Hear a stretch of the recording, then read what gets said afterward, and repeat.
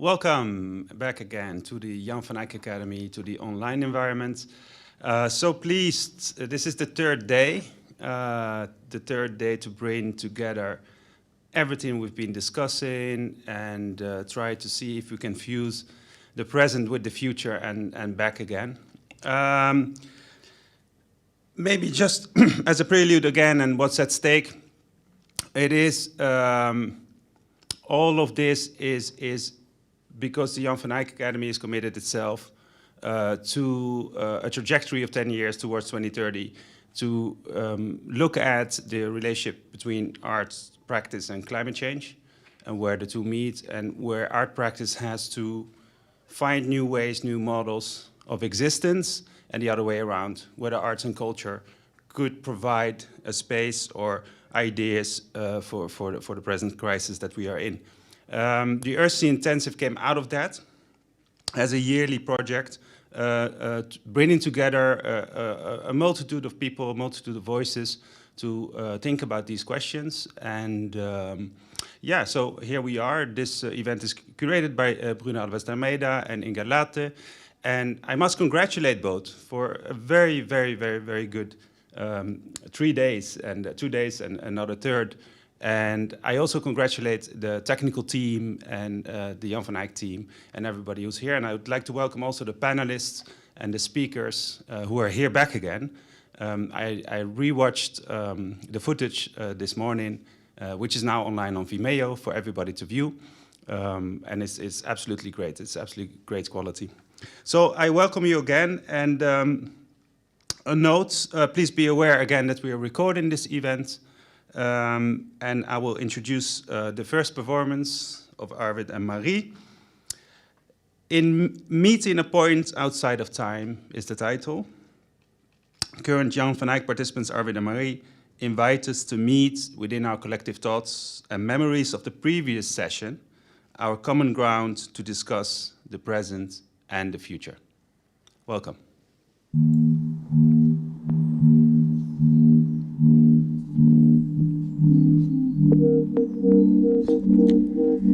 As you stand in your present existence, there is a reality of present or of future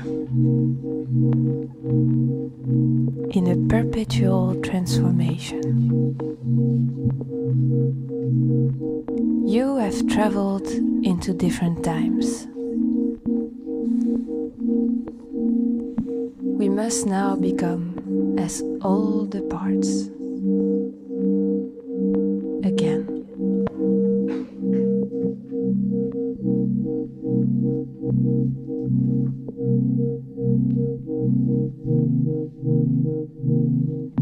This is nowhere, at no specific time.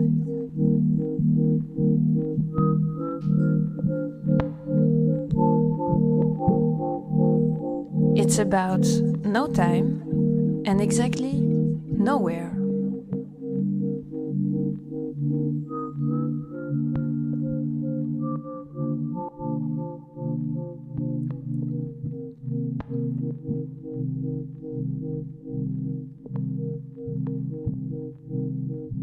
We are moving, but somehow not towards a destination. Rather traveling away from any destination, away from reality, into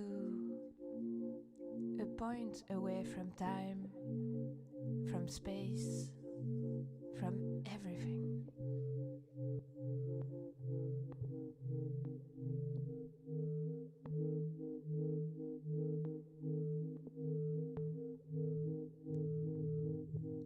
If there's nothing, how do we move then? You ask. It's okay, you'll get used to it.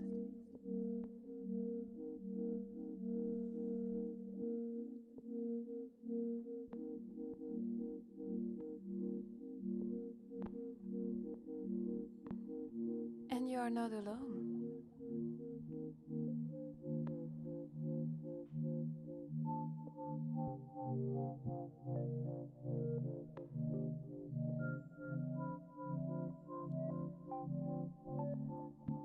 We have arrived at the non-destination in nowhere,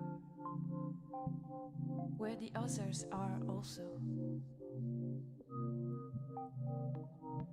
Some come from the present, which are people from the past of the people from the future, and some people from the present, which are actually future people from those of the other present that is actually the past.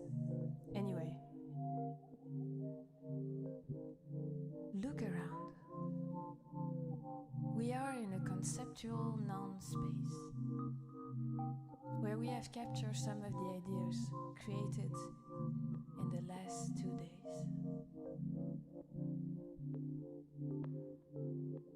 Recipients and containers, the collective sound vibrations, bacteria,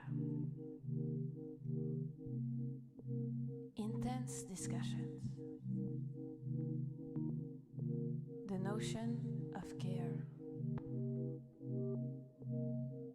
water, kindness. Are you feeling at home now?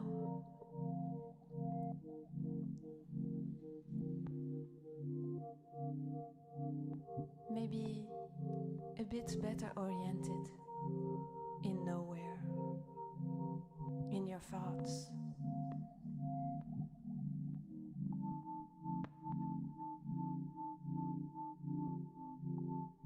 Good. Get comfortable as we are about to start putting it all together.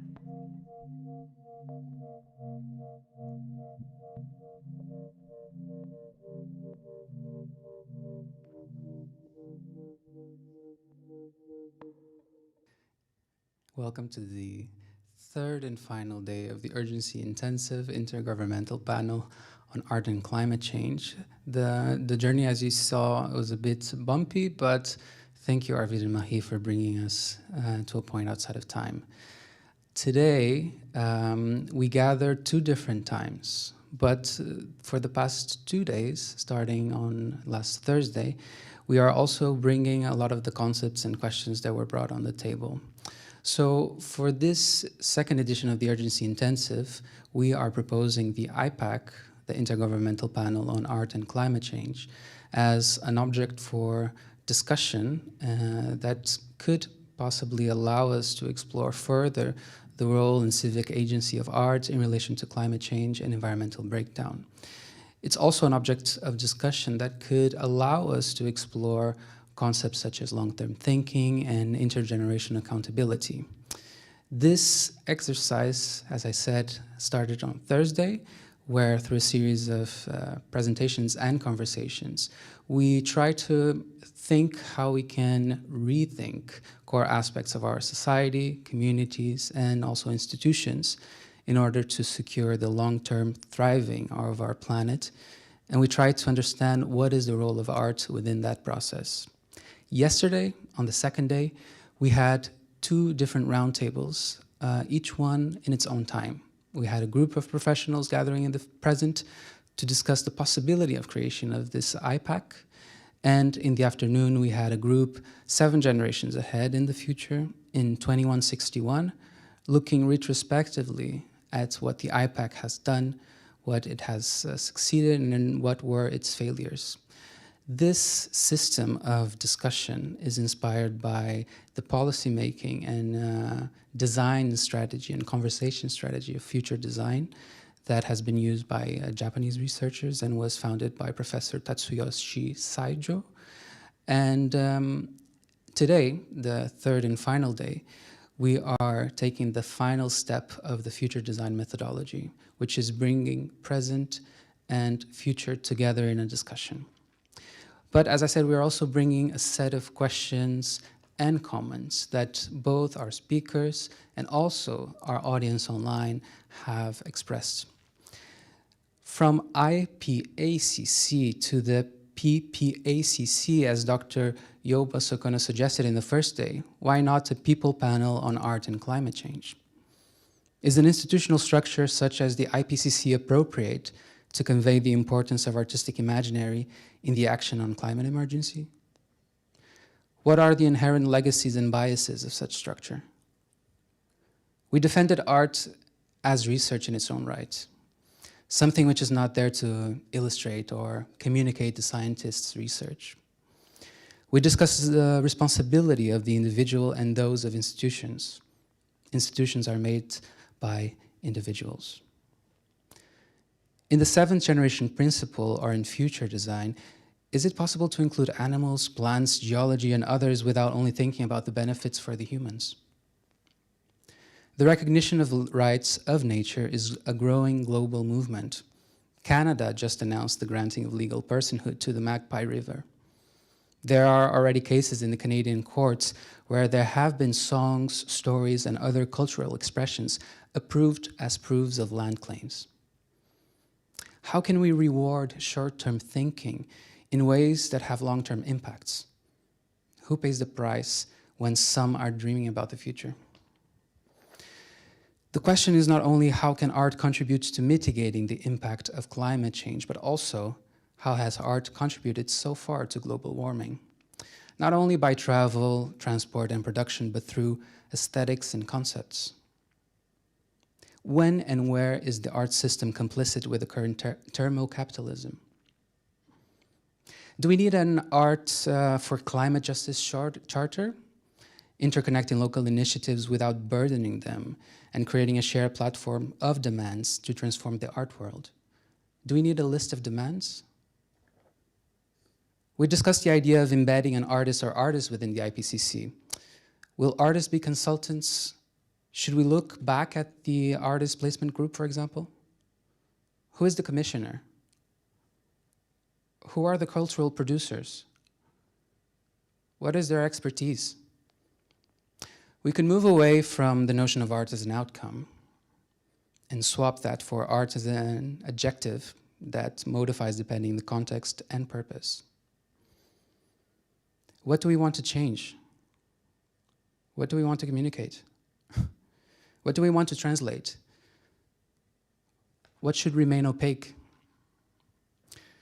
It's my pleasure to co-curate this event with Inga Lāce, who is currently CMAP Central and Eastern Europe Fellow at MoMA and has been a curator at the Latvian Center for Contemporary Art since 2012. Hi, Inga. Welcome to A Point Outside of Time. Hi, Bruno, and hi, everyone else. Yeah, I'm super happy and excited to be here in our third day of this event. And so just to also wrap up some of my own reflection on the past 2 days, like I feel we've had layers and depth added to the concepts and ideas we're discussing through each of the sessions, through live and different chats and breakout rooms, which is a beautiful thing of this format, which is what we are left with today and these days. We've also managed to establish and deepen many arguments, I feel, of why art and culture has a role to play in the discussion of the climate crisis, from the perspective of individuals, the institutions, as well as the collective we, which we also heard the future generation come to forward with us. However, for the art and culture to actually play this role, we also feel that we've come back to this idea that the art and its environment and its systems have to change themselves very much in order to become more inclusive, more open, somehow different themselves. And we heard from the future generation that it will happen and it's sort of inevitable. So let's see. And maybe this crisis is also a moment where we will see how it happens and how it unfolds. And so among many art scenes and many ideas of what the role of art is in society, also the idea of its relationship and importance to public health or within this well-being health of society has also come to the fore. The ideas of the notions of joy and pleasure, which makes us come together and which can actually inspire us for action, for activism, like that seemed also really important. So certain kind of optimism. And yeah, to refer to some of the speakers of yesterday, so we should be really working with the present instead of colonizing the future, like relying on the future as in like in 140 years, something will magically fix itself. And also, yeah, like if we are disencouraged of the governments or corporations or many other seemingly abstract, but of course very real bodies that are keeping these kind of old systems of power in place. So if we're in discouragement that they would ever change, we also have to realize that they're also made of people. So that is another thing that seems important. And finally, more towards practical solutions. It is important to bring those discussions that we're having here also outside the more or less all agreeing bodies we here represent. And then it's a question how to do it and how to involve other actors who don't necessarily agree with us. And then how do we work with smaller institutions also, and how do we elevate and let their voice be heard, but without overburdening them with certain kind of engagement in an intergovernmental body or whichever we sort of would potentially create, right? Yeah, and so having that in mind, I'm really happy to open this meeting between the present and the future, where we will have, so the present is moderated by Taro Elfwing, and we have Fernando Garcia Dori, Natasha Petreshin-Bashles, and Suzanne Talival there, and the future moderated by Prem Krishnamurti, holds Ama, Josephine Bach, Julieta Aranda, and Paulina Fyodorov as its participants. So without further ado, I'm opening the floor to their reflections. Thank you, Inga.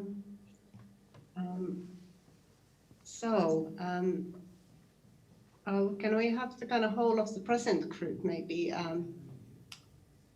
sort of here together? Now, I think Inga is, I'm only seeing Inga here now rather than the other present group.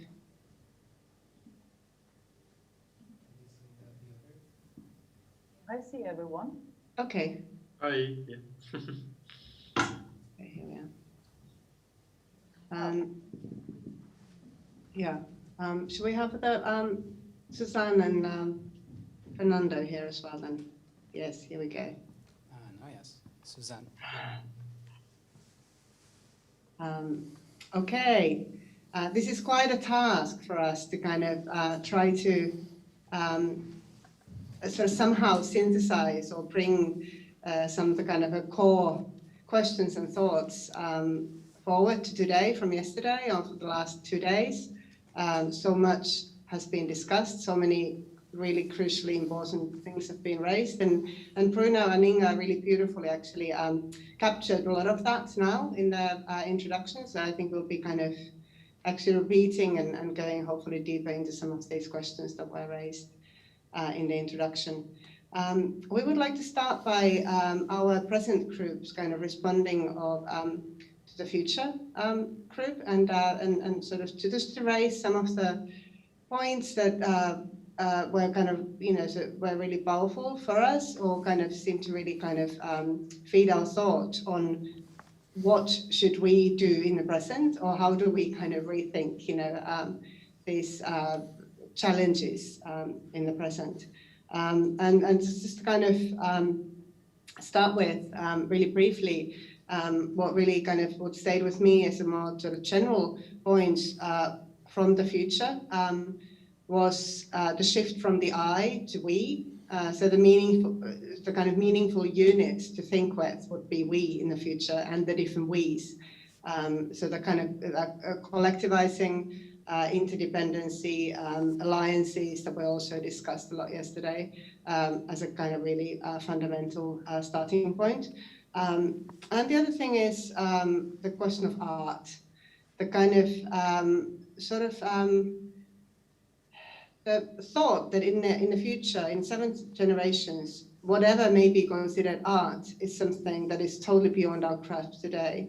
A lot of discussions now get stuck with the notion of what is art and what can art do within the particular Western modernity and its understanding of art, which in itself is a kind of historical and quite a young conception of art and culture or creative practice. And so for us to be able to move forward, we need to let go of that sense of kind of boundary making, also in terms of what we recognize as art today, and to open up towards all those sort of other forms of creative practice that may become crucial for us to kind of move forward in response to climate crisis. And one more point that kind of relates to this, it's a more general point that came up in the questions and the discussions. It's also the question of the shift of question from can art have a role in response to climate crisis and ecological breakdown, so to say, can art not have a role in this? Art has a role anyway, whether we take that role actively or not as part of that. And I think that's a kind of something as a wider framework that we're thinking within.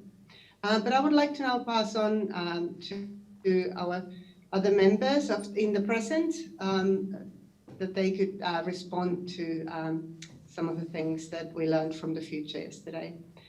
So who wants to go first? I'm being very democratic here. Yeah, I can start.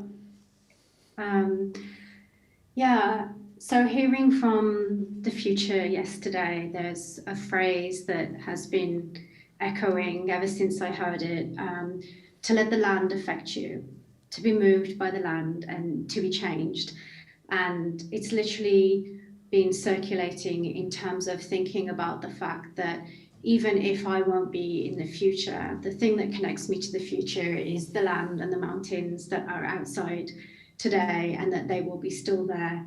And however much we can, from science and from all of the different scenarios, we can take this information, but that the core source of information is going to be the land. And so to stay in relationship, and sometimes that work of staying in relationship, to be in our biophilia, in our love of the land, and in our bionosis, our knowledge from being in relationship to the land, that is a pathway to the future. So sometimes when we think of the future, it can fill us with dread, but it was also really reassuring to get this message that the work that we're doing to stay connected, to stay in relationship, is just as important as the political work and the resistance work.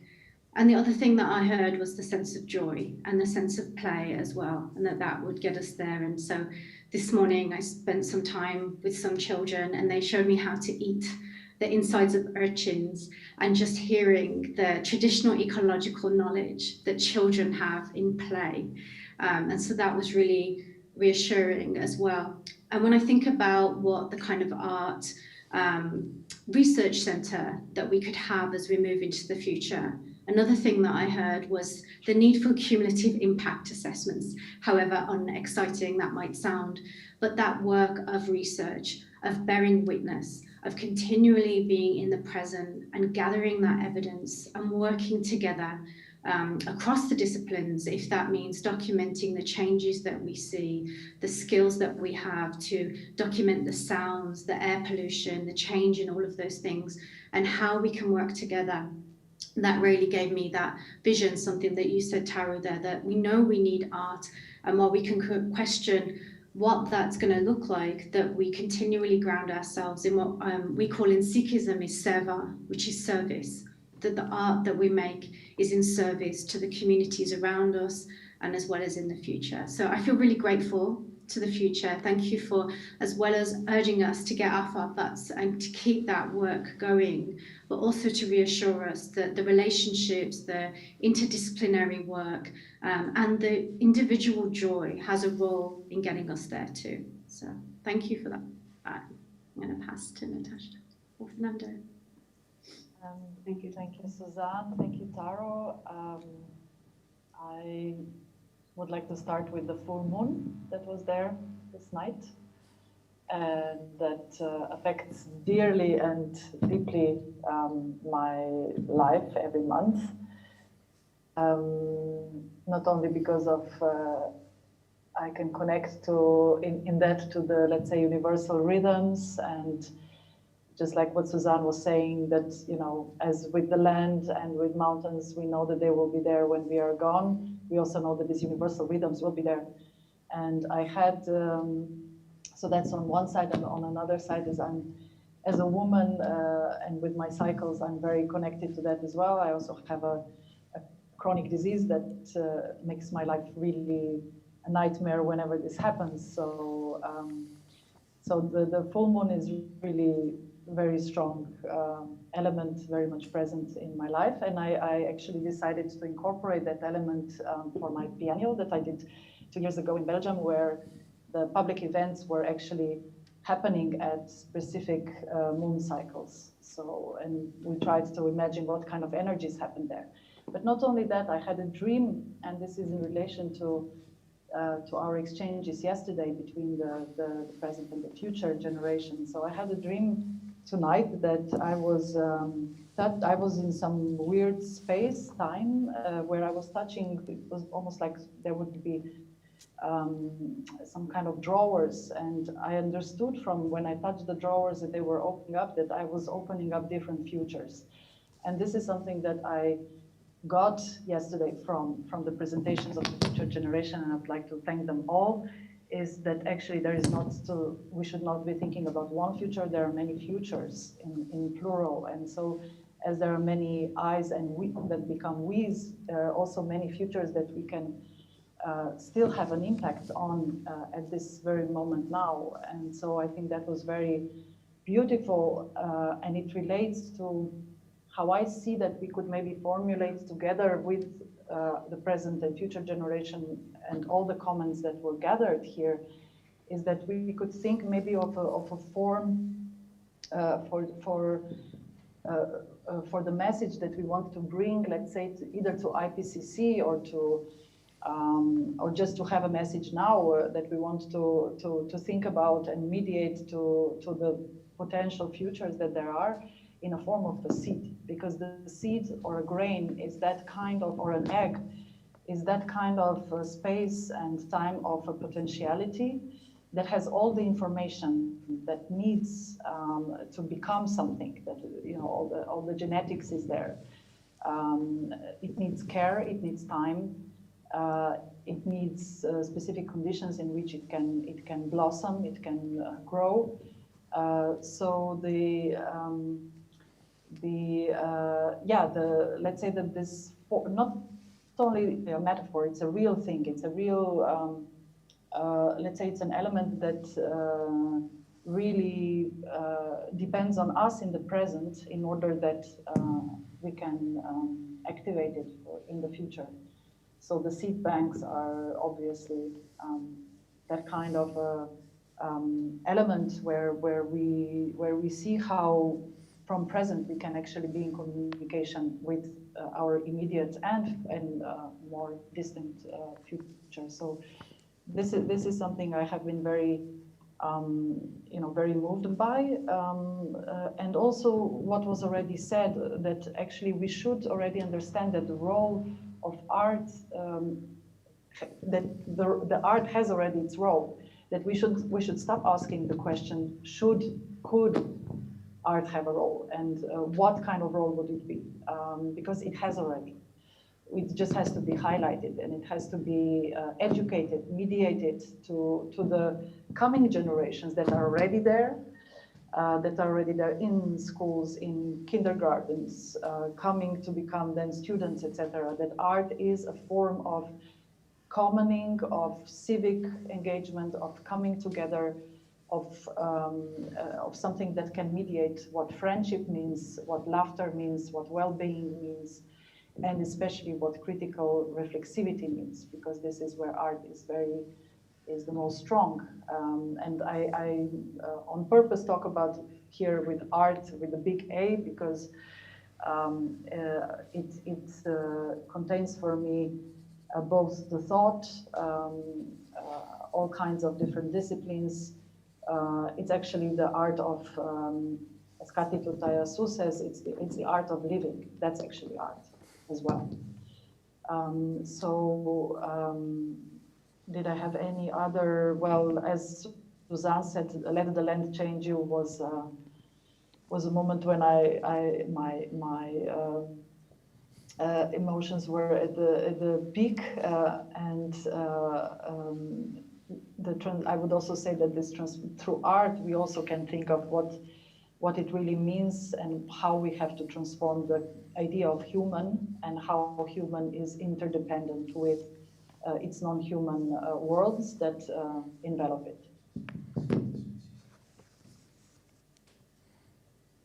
Thank you, Natasha. Fernando?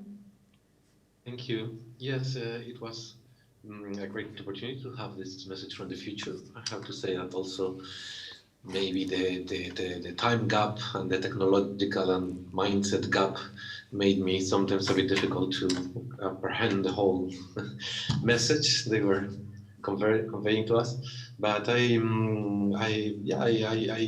understood that the main question, I mean, if we think on the seed and this idea of reconnection with the land, is about like that engagement, and that the seed is also like a vehicle that comes from the past, from the other ancestors. So it's like a timeline, and it's not the seed only; it's also the, let's say, the genetic legacy of domestication. So it's also to understand that we are in this planet in a relation of let's say co-responsibility, you know, and custodianship, and that involve us in the everyday. So just because I think that sometimes, considering our societies and in the so-called developed countries, almost 98% of the population, or it's well, dedicated to activities beyond the connection with the land in the everyday, and just less than 2%. That involves sometimes a notion of also let's say a reification of nature as something to contemplate, you know, and something detached from other, let's say, more metabolic relations that are very needed to look at and to engage and to redesign and to rethink. So if we would take that from the future, they were telling us that there were transformations in the art system. Maybe it's something that we could start to think is like, what would be the cultural process that makes those transformations to happen, like in relation to understanding how art could be more sensible and accompanying the necessary change to prepare us with this ecological crisis. So learning and thinking of movements that we have seen coming in the last years, like Me Too, Black Lives Matter, and how they effectively are, making clear, making a central point, that is that we cannot avoid or leave behind anymore, leave aside. So it would be interesting to think how there could be a polyphony of different views, to make this to be also a central question in how the art world functions. We'll leave it there, and then we can discuss more together. Thank you. And I think just before passing on to the future group, we would like to restate what Natasha was also referring to here, that we'd really like to think with you the future of what should we do now, and how do we start actually acting upon these thoughts of ours, and how do we start moving, what could we do now in relation to this this sort of proposal of the kind of IPACC or People's Panel. What could this be, and what kind of form could it take? That I would like to pass on to the future group now.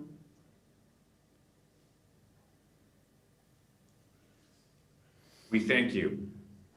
We thank you from the present group, and now we would ask the entire future group to also join on the stage. May we bring us all up onto the stage.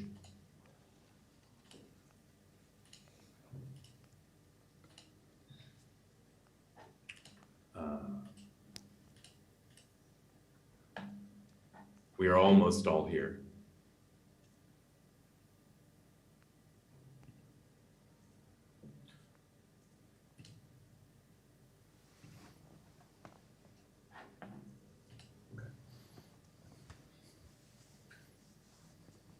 We would ask the future group first, do we prefer to be here only as the group of 2161, or do we prefer all of us to look each other in these things called eyes?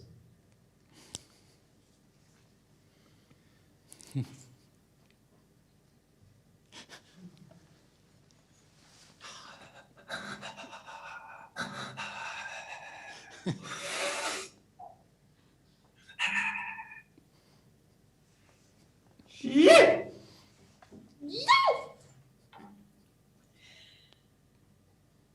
We think it would be good to share some of the currents and murmurings that have been happening in this river, and then commune together. What are thoughts? Yeah. We agree. Should we frame, or we? Yeah, go ahead. As is clear, and as we are glad to hear that the present has already apprehended, there is not one future. There are many futures. We are many we's. We have different voices, and this we will state some points, but we may not get it all right. There is no right. So we encourage the other we's to also disagree. But we see in the communication from the present to the future and back to the past, at least 3 levels on which we want to send some communications and messages your way. What we see is first a question of the role of art, which the present has also acknowledged. We see that this thing that was called in 2021 art, it has changed quite greatly by 2161. It is no longer this limited field, this elite plaything, this act of spectacle, this act of capital. It is many other things. It is perhaps a way of listening and learning and digesting and speaking and communing and loving. It is all of these and more. In your time, it was maybe still useful on 3 levels that this particular we sees. Perhaps as a source of individual liberation for each we. Second, as a form of communing between many we's through the pleasure that and complexity that this thing called art could produce in your time. And third, as a way to speak to those powerful we's who in your past had more influence on the systems and structures and superstructures of the world than any of the other we's in the world. Though that is no longer the case, or not to such a degree in our time, we understand that to be a great problem. But we will leave it at that, and for other we's in this group to also comment. The first point being the role of art in 2021 versus 2161. The second, as we see it, is the role of art in the IPCC and the newly founded IPACC. We have heard what these groups were in their founding, how they conceived of knowledge, knowledge is, how they thought about science, and how they thought about these things reaching other we's. We must ask, what are the roles that those we's that we called artists in your past, what roles must they play? And how might we make this happen? The roles that artists, those people called artists, might play in these organizations in 2021. So I hope that within our group, we can also reflect upon that. The third level, as we see it, is the role of care, the role of joy, the role of loss, and the role of being tired. Some of us in the future are tired, very tired. Why must the past always come to us for the answers? Why must we tell you how to be? Why is this the job of the future, which sometimes looks different from those of the past, or those who have brought the past and future together to tell us what to do for us? So some of us may want to talk more about the question of care, but also of joy. With these words, I will stop and I will ask the other we's if they would join in their polyphony of voices.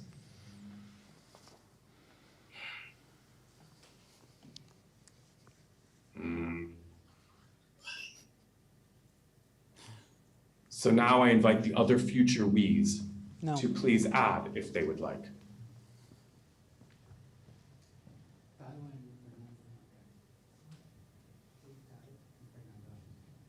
We will use your term of addressment I for the ease of translation. I would like to begin with care and pleasure. That's because histories and cosmologies that do not begin with care and pleasure, and by care and pleasure, I mean not the care and pleasure of the one or the few, but the care and pleasure of the collective, of the ecology, and not the care and pleasure of one at the expense of all others. Histories and cosmologies that do not center and begin with care and pleasure have created the now you are currently inhabiting and contributing to. And we have had a conversation before about extraction and the expectation on the future and on certain particular racialized bodies in your present to provide answers.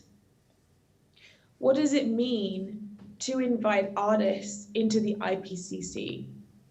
What does it mean to invite artists of color, indigenous, black, and brown artists into a hostile environment? And how are they supposed to survive that environment? How is that neoliberal gesture towards inclusion not a repetition of extraction, appropriation, and sacrifice? These are questions we feel the IPACC has to be closely centering and concerned with.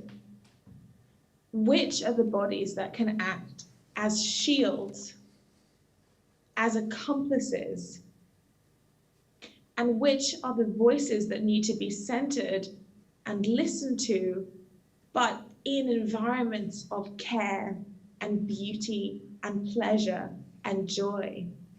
And how can funds be reappropriated from large state actors to support that pleasure and joy, not just of these artists, but of their loved ones, their collectives, their communities, their ecologies.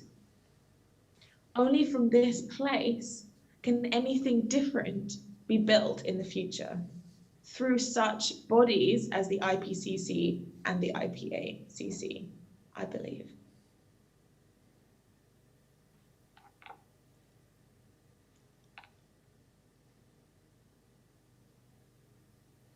To build up on what Amma was saying, I think that it's worth examining the current construction of the field that we inhabit as artists and creators, and to accept that it's actually, like in your present in 2021, it is the perfect neoliberal construct. And the artist is the perfect neoliberal subject, atomized, moving alone, free agent, in constant competition with others in her field.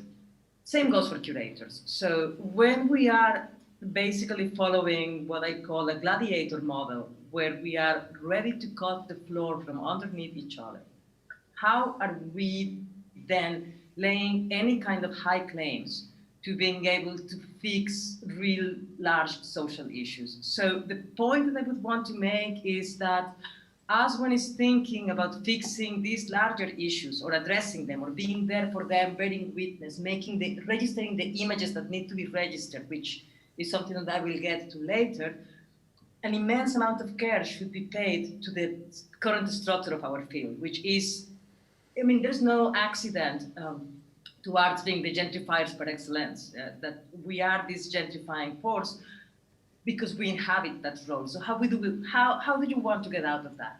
In order to fix the future, you need to get out of that.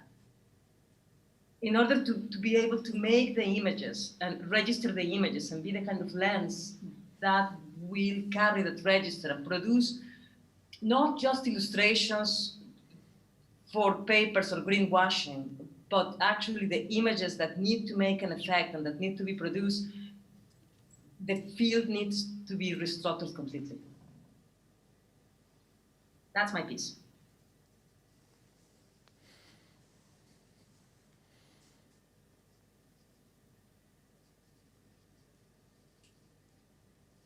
Paulina, your we is muted. Thank you. And to conclude from our we's to the fellow futures, from your point of view, our beloved ancestors of fellow nations. Yesterday, we gave you a quick view what were the changes that led to our current situation. Now we provide you more accurate information about the structural changes the new roles started to have, combining art knowledge into scientific knowledge and indigenous knowledge, and how this complete ways of knowing started to shift human approach to more interconnected understanding of the living being of the whole planet, how all the fellowships, how all kings around you are living. And by the time of the April 2001, have we understood correctly, was it April or May 2001, when the IPCC started to have first negotiations with IPACC, building a body and organ with the science, artists and indigenous peoples. The first steps that were created was in your now our beloved ancestors, what you used to call by BIPOC, people of color, people of different sexualities. We don't use those terms any longer.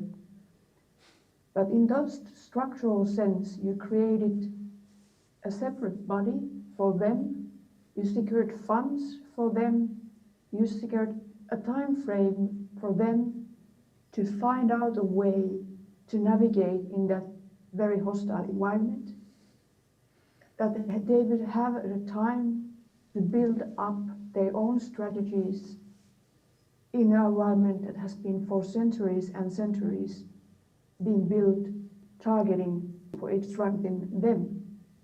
When their us started to get stronger and better, and the alliance of that started to get better and stronger, their list of demands was created and carried out all the current organizations of your current, our past.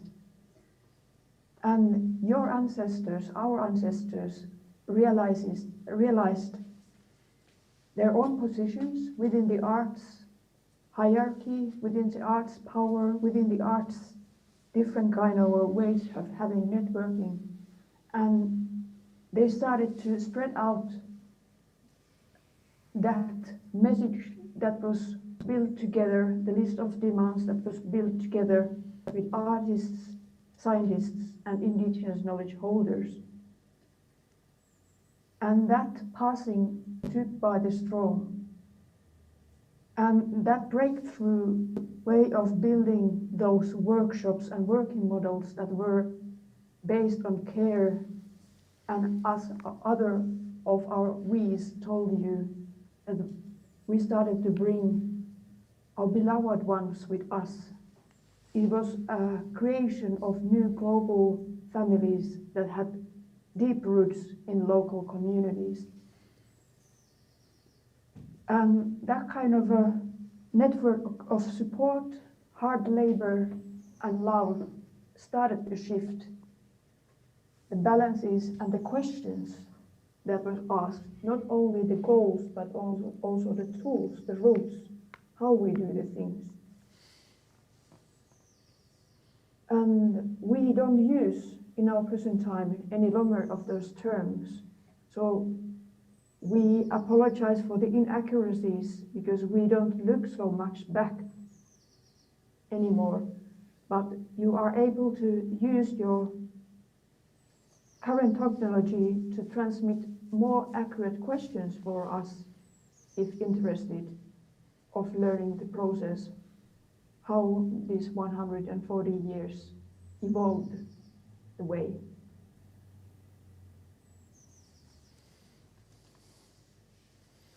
Thank you. We are moved. Thank you, all we's from 2161. Thank you. And now I believe we are ready to move to a time outside of time and meet with the we's from the present.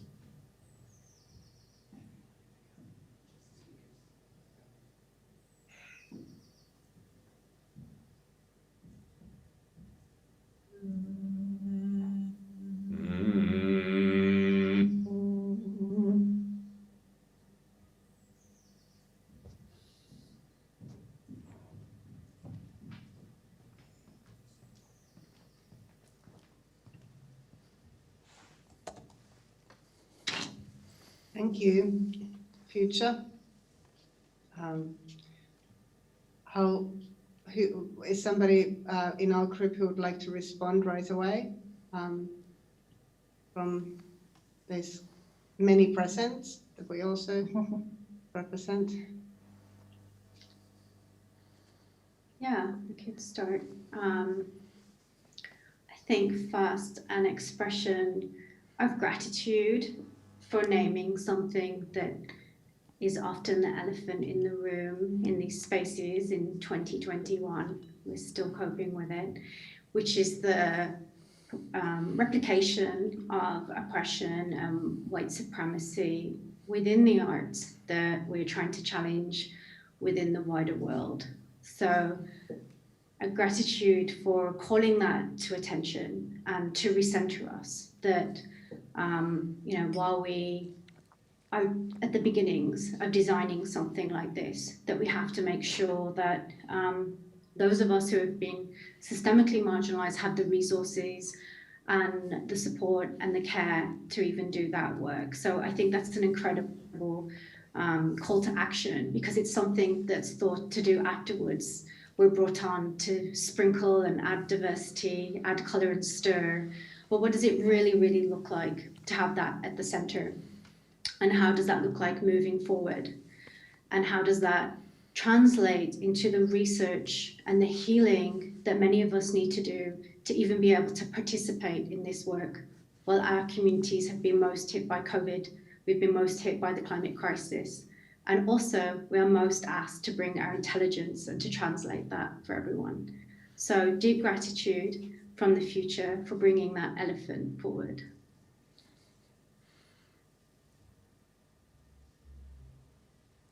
Thank you also from my side. I'm very grateful for all the polyphonic voices that we could hear in each of yours and your messages, and also what I would like to take from here. I believe that each of you, each of the potential futures were presented in a way that already led our first present group feedback actually back to us. What I felt very strongly was the tiredness that you mentioned. So why always coming to in the present? It's so often, right, to the most vulnerable, most racial, like the racialized groups that are the most vulnerable, with the questions, with the expectations that they will be the ones to provide all the questions. And the feeling of exhaustion from the future is quite present. So thank you for that, because it means that it's really the work really starts here and now, and already in respect to our past and the generations that are already here with us and that are a little bit younger than ourselves. So thank you for that.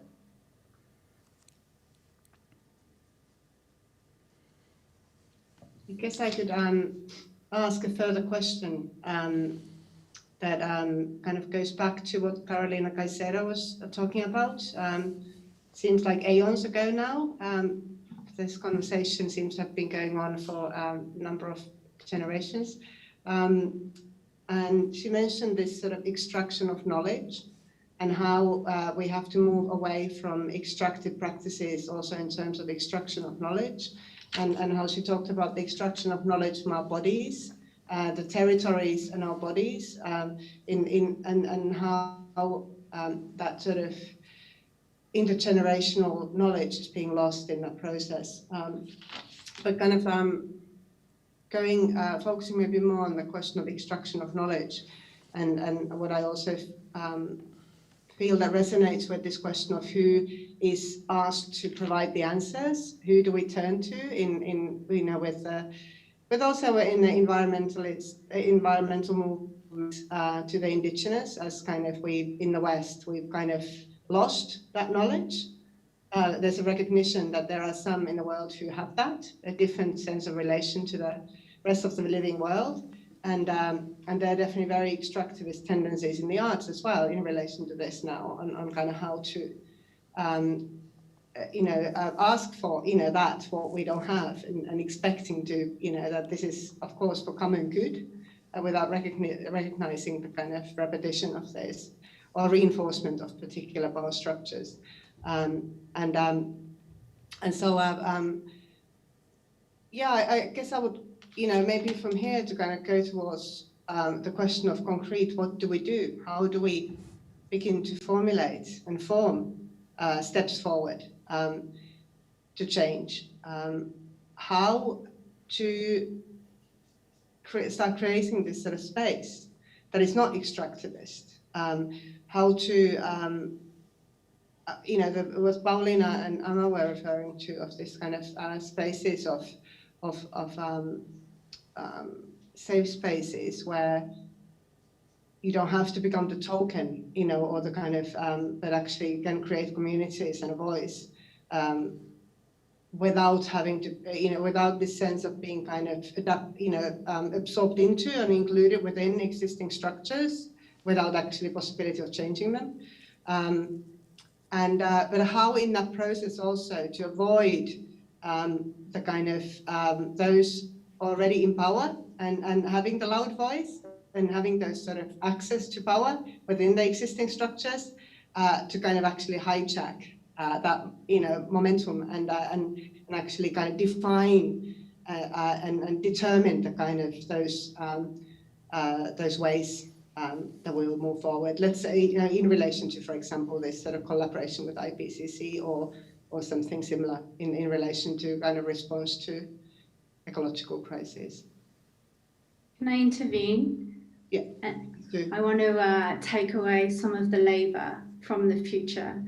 Let you pause for a bit, and I hope I represent this right, but I just want to see something that came in the chat from Amma, was first to remember that knowledge was not lost. It was forcibly eradicated, extracted from, violated, and continues to be. And I think this is something that Amma said to us yesterday as well, was to remember that there are many of us that are already doing this, that it's already begun. The work has already begun, and we ask from the future. And there are many of us who are already living that future, who survived that genocide, who survived that eradication. So we're already here. And so to hear from us, but we might have been on the margins of that. And it's so funny, I can feel myself changed by the future, even how I'm speaking and how I'm moving.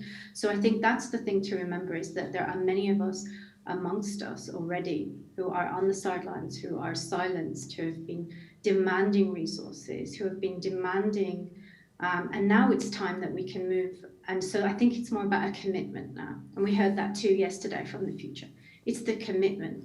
Are you ready to pass your own stipend to somebody else? Are you ready to reallocate your own research budget to somebody else? It's that literal reparations in this moment, that literal passing the mic, that literal stepping back. So I think that's one thing that I just wanted to hold, and to give the future a chance to have a break from saying that, but also passing it back to you in case I misrepresented you. I hear you, sister. We hear you, sister, and we thank you for doing that remark. And we wish us to do something that we should have done already in the first time, by giving our thanks for the Iroquois nation, for the Haudenosaunee, who have been the founding contributors in this process, and apologizing for not having any for the Haudenosaunee nation to give us the permission and give us the proper guidance how they use their knowledge and how they use their prophecies, how they use basis of their government, endemic government system and understanding of the world for our inspiration. Because extracted knowledge stops from understanding that you cannot take the knowledge out of the person who's carrying it. You have to every time source the knowledge back to the source. And the Western way of knowing, the abstract way of knowing, is like we are accustomed to source the knowledge back to the books or the scientists or the artists that created them. But we are not accustomed of tracing back and giving ownership of such knowledges that traditional knowledge holders have. They don't usually have names, they don't usually have even titles, they are just general indigenous knowledge holders, that there are general Black communities or general women. You cannot use the bodied, still living knowledge without tracing it back to a certain body. And including that body who carries the knowledge is the first step of stopping the extraction of knowledge.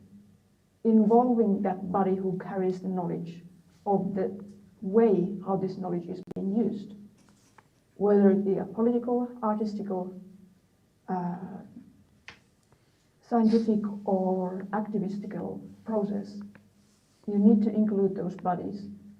And in order to include those bodies, as my sister from the ancient time was saying, you need to keep those bodies alive. You need to take care of those bodies are keeping alive. And there has been a tendency, especially among the indigenous nations, that let's collect, preserve, interview, or record the knowledges as long as it's possible, because then the ones who have been recording or reserving that knowledge can use it, because you are going to be dying anywhere. After you have disappeared, the ownership of that knowledge is for the ones who have the archive.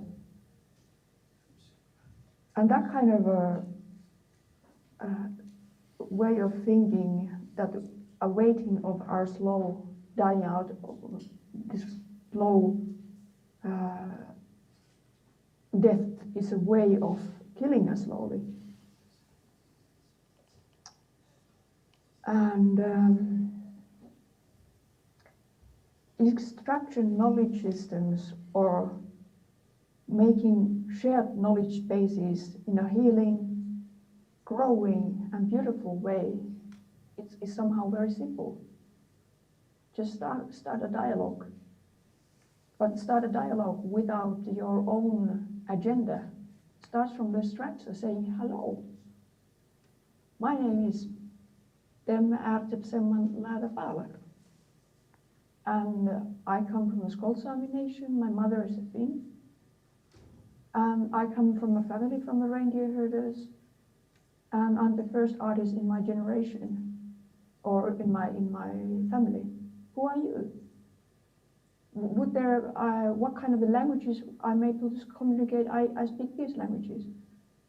And at some points, that communication, building up that dialogue that is not extractive, it can take years. But if you do that and not start imposing your force, that dialogue can still happen. If it takes 5 years to build that, when it really starts, I can guarantee it is a different way of communicating, that the way that includes the imposition or the expectation that I'm coming here for you because I wish something gaining for you. And when we are talking about marginals, or the ones who have no voice, it's so incredible amount of the diversity. What kind of ways of communicating, what kind of ways of knowing are still being excluded? How much of still is being unheard? And instead of concentrating on that we are going to Mars or space, and they don't have to be contradicting processes. But how to build off those communications and dialogues in a way that truly have a possibility of equal stance. That would be the first step from the viewpoint of our wings. I'd like to add some things to that really important, very, very generous sharing from our Paulina, because there is no entitlement to these gifts you are offering. They're very generous, and the past should be aware of that. I want to thank and greet Suzanne, who I have communed with several times between past and present, and have acted in allyship and solidarity with, and been supported and backed up by. I want to say that yesterday, our sharing, and then even our kind of reflections this morning in the group of the future, were very difficult, were very tiring, were very emotional for me. And in fact, the repair that has come towards being able to have any kind of conversation around a proposal, which is what is constantly being asked for here, has happened in this closed space between the group of the future, in this BIPOC space that is closed, and in the telepathic, teleconnective chat between our Paulina and I over the past hour. So in fact, a proposal that we would like to share that has come out of this closed private space that is not subjected to an extractive white gaze, which is still present in this gathering, is this. I'm going to share it now in the chat and I'm going to read it.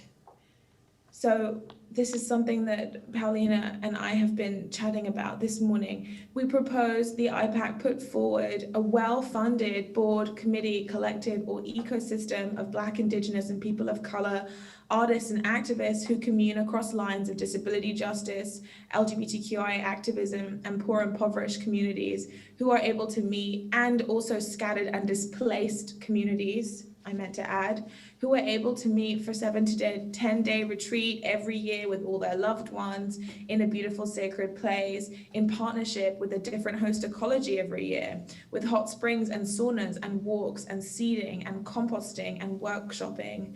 New futures come out of care and rest and repair. Out of this gathering can come questions, directions, knowledges, needs that ask the IPCC and asks that the IPCC take on board and enacts and centers in their policy moving forwards.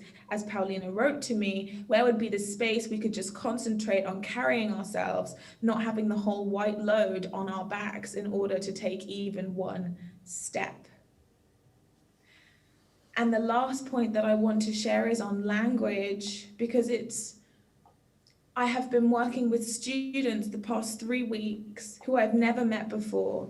And in just 3 weeks of communing together, we have worked our way through the fact that the human does not exist and was invented by political systemic systems to dehumanize and racialize others, to justify genocide and extraction and ecocide, and that those systemic modes of categorization continue today, and in hand with that creation of the human that has been mentioned however many times over the past 3 days. Nature also does not exist and was created in order to justify extraction. These are still words that are being used. Loss and disappearing are still words that are being used. These are innocent, ahistorical languages that are direct violences to people who have not been lost, knowledges that have not been lost, species that have not disappeared, ice caps that have not decided one day to start melting. They have been forcibly violated and continue to be, and those violences are being re-inflicted by using languages that do not honor the struggles and resistances and perseverances that have continued. Because not only we, this particular species, this iteration of matter, but all matter continues to resist, transform, adapt, find ways to respond to exist in spite of, to exist in resistance to. This is not also a passive mode of extraction. And these labors are what we're talking about, caring, the IPACC creating care for, creating space for, creating resources for, so that out of a potential of sharing and collectivity and pleasure and repair can come these solutions, these proposals that are being asked for.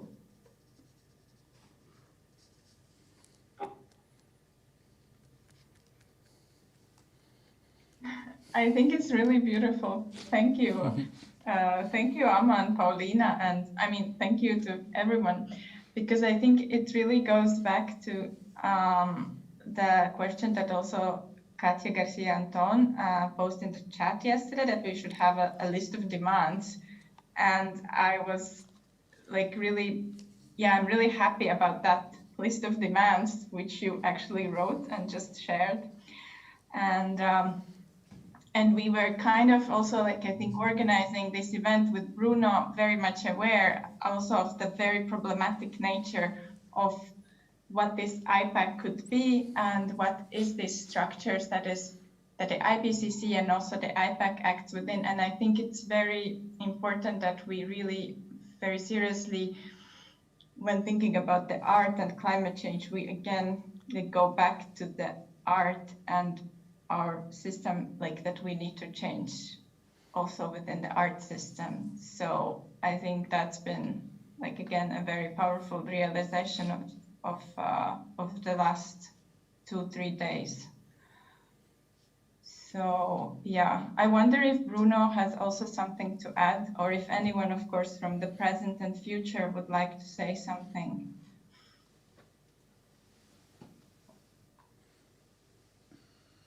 Before we move forward to some breaks and a more public assembly. Yeah, maybe I can add to what Inga was saying.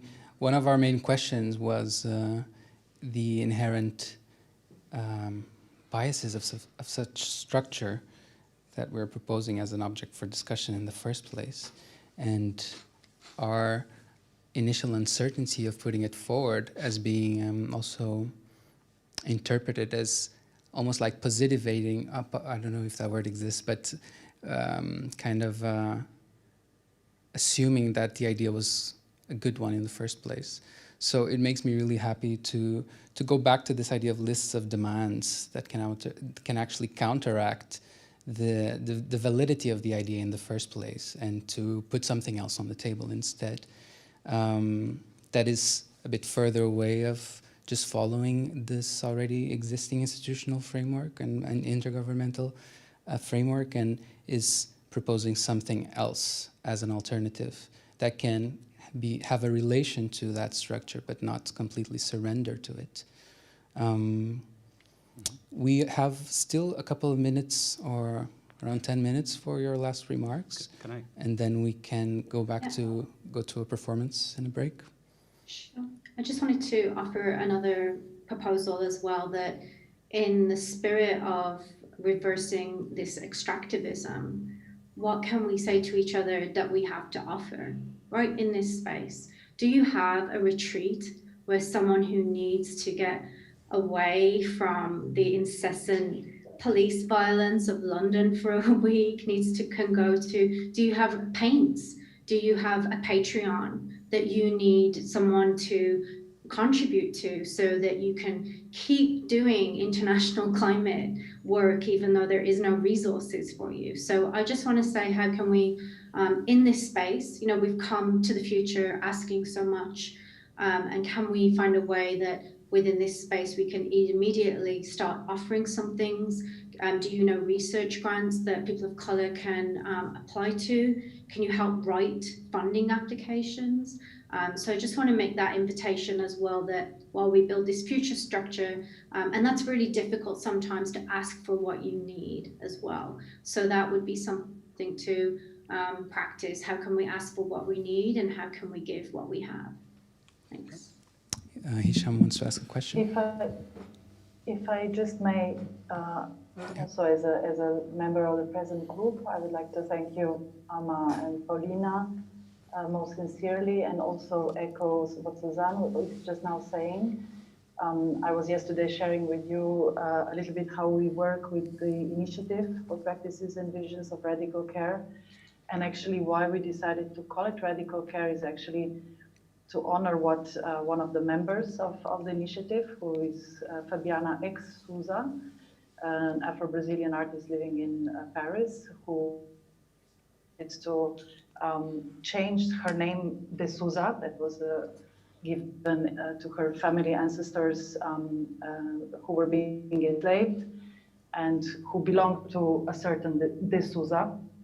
She decided to cut it out, and she's calling herself Ex Souza. And she said, you know, radical care is, I'm a fruit of radical care. In Brazil, each 23 minutes, one person that looks like me dies. And for me, being here in front of you within this initiative, caring for each other, exchanging, is a fruit of radical care.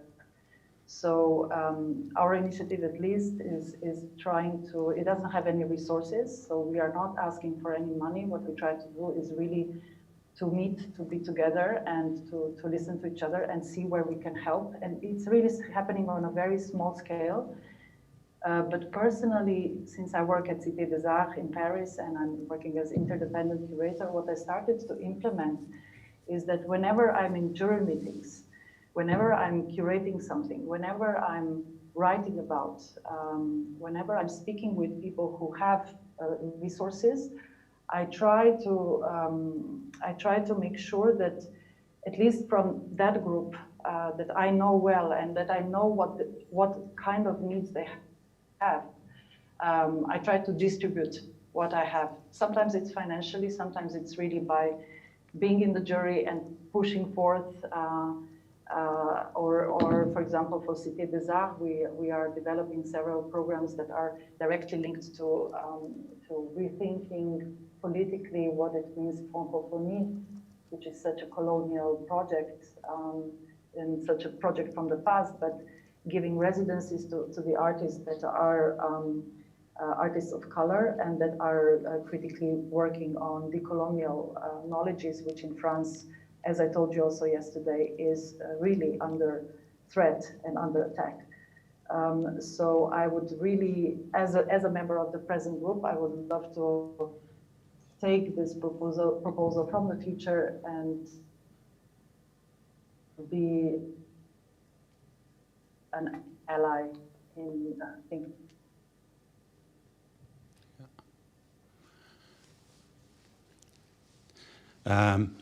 Also, I would like to add something. Thank you so much all for your absolutely honest reflections.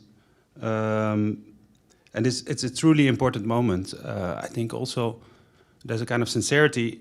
We do have to have this conversation, and I believe it's important as well to do this together and to broaden this discussion further into society. I mean, obviously, society is larger than the 50 or 55 people that are here now. I have another question, or not so much a question, but a remark, maybe to the future, to the we AMA. You said something like, why is you said something about the IPCC being a hostile. And maybe Suzanne was talking about white supremacy within those structures. I was talking to the IPCC a couple of days ago, to Yuba and to Thelma, and they explained to me that the IPCC, in fact, is not an organization. It's called Intergovernmental, but it's under government, but nobody is sort of directing it. The point there is that it's a very small organization of less than 100 people with only 12 scientists, but then thousands of scientists gather and bring in their papers, which are then gathered into a larger document, 5,000, 6,000 pages. None of the vice chairs or the members of the work groups are paid. And I thought, and it's a hard job. So how would that work then within the idea of, I would assume that to be a fairly transparent organization and also maybe also a structure that we could work with or dock into. But perhaps I'm wrong, I don't know. Which organizations can we then trust and which can't we? And how are we able to work together with any governmental entity? Because I believe that this is what's happening right now. Maybe you can, we AMA, elaborate a bit on that. Thank you. Thank you for that. So I am happy to respond, but I also want to open it to Paulina, Julia, and Prem also to join this we in responding. I mean, so as I understand, the question is, why is the IPCC a hostile space when it's not an actual body? And then also, who are we supposed to trust and work with? Quite simply, why is this a hostile space? Mm-hmm. Because people, the bodies in this space bring with them conditionings and enactments of patriarchy, white supremacy, and dominant and dominating Western cosmologies of understanding. That has nothing to do with how people see themselves, how people see their politics, how people see their intentions. Patriarchal neocolonial white supremacy is pervasive and everywhere. It lives in my body. Okay. That's why these are hostile spaces. So how do we work with them? We have to work with them. Not everybody has to work with them. Some people just have to be loved and cared for in order to survive. Not everyone has to be in that room. The people who are in that room have to then be extra loved and cared for and survived. They cannot be trusted. My own mind cannot be trusted in this present. It is completely usurped. It's not completely usurped, but there are presences in my own consciousness that I have to constantly decolonize, question. So trust is, again, a red herring. It's not the point. The point is finding, how do we work together in ways that don't eradicate and erode the most violated and oppressed in this community of your present earth? That has to be done by centering care and repair and resources. That money, these millions and billions of dollars and pounds and euros and yen that is the materials we're talking about, is present and needs to be redirected. The issue is not resourcing and the issue is not trust. The issue is, how can we actually have a conversation? So we need to talk about what art can do for climate change, or we need to learn from Indigenous people. These are not the right conversations. How can we have the right conversation? How can we resource that conversation? How can you make that happen in collectivity? These are kind of the right conversations to be had. I think it's really important to be practical about what is needed to enable that conversations without sacrificing more racialized peoples and oppressed ecologies. Great, yeah, that's clear. Thank you for that. It's very important to be aware of your own hostility. Yeah, I understand what you're saying now. Thank you very much. Thank you. Maybe anyone wants to add to that? Bruno, do you? I think, yeah. Sorry. Go ahead. Natasha, I just wanted to say something that was in the comments from the future, just to translate that again, just that point around if they don't, if these are non-paid work within the IPCC, what a privilege it is to do unpaid work. No, for sure. It was the same thing I said to them. So I think we just have to say, I just wanted to reiterate that because it came from of course. So we just have to visibilize being able. But Frank wants to say something, but this is the exact question that I had to Yuba, and he said he was working 12 hours a day on the IPCC, but then that creates inequalities by itself, right? Because people that have the money can do this, and people that don't have the money won't be able to do it. Not to undermine that, sure. that devotion and that generosity, but within our communities to do unpaid work, when we're also sending work home, when we're also doing unpaid labour, in response to frontline communities, or the age that we're at. You know, I'm still quite young. I don't have secured accommodation. So we have to think about, there is an invisible privilege to do that, even if it's not visible within the sphere that you're in, just to echo that. Yeah, Frank, can you? No, before, I want to bring in Paulina, wanted to speak, so please. Okay, sorry. Let her come to word. Sure. Thank you. We make a small intervention from the future, saying that the ancient form of IPCC, how it was functioning in your time, was that due to the no detachment, to keep the body as objective as possible, no one was paid for that. But to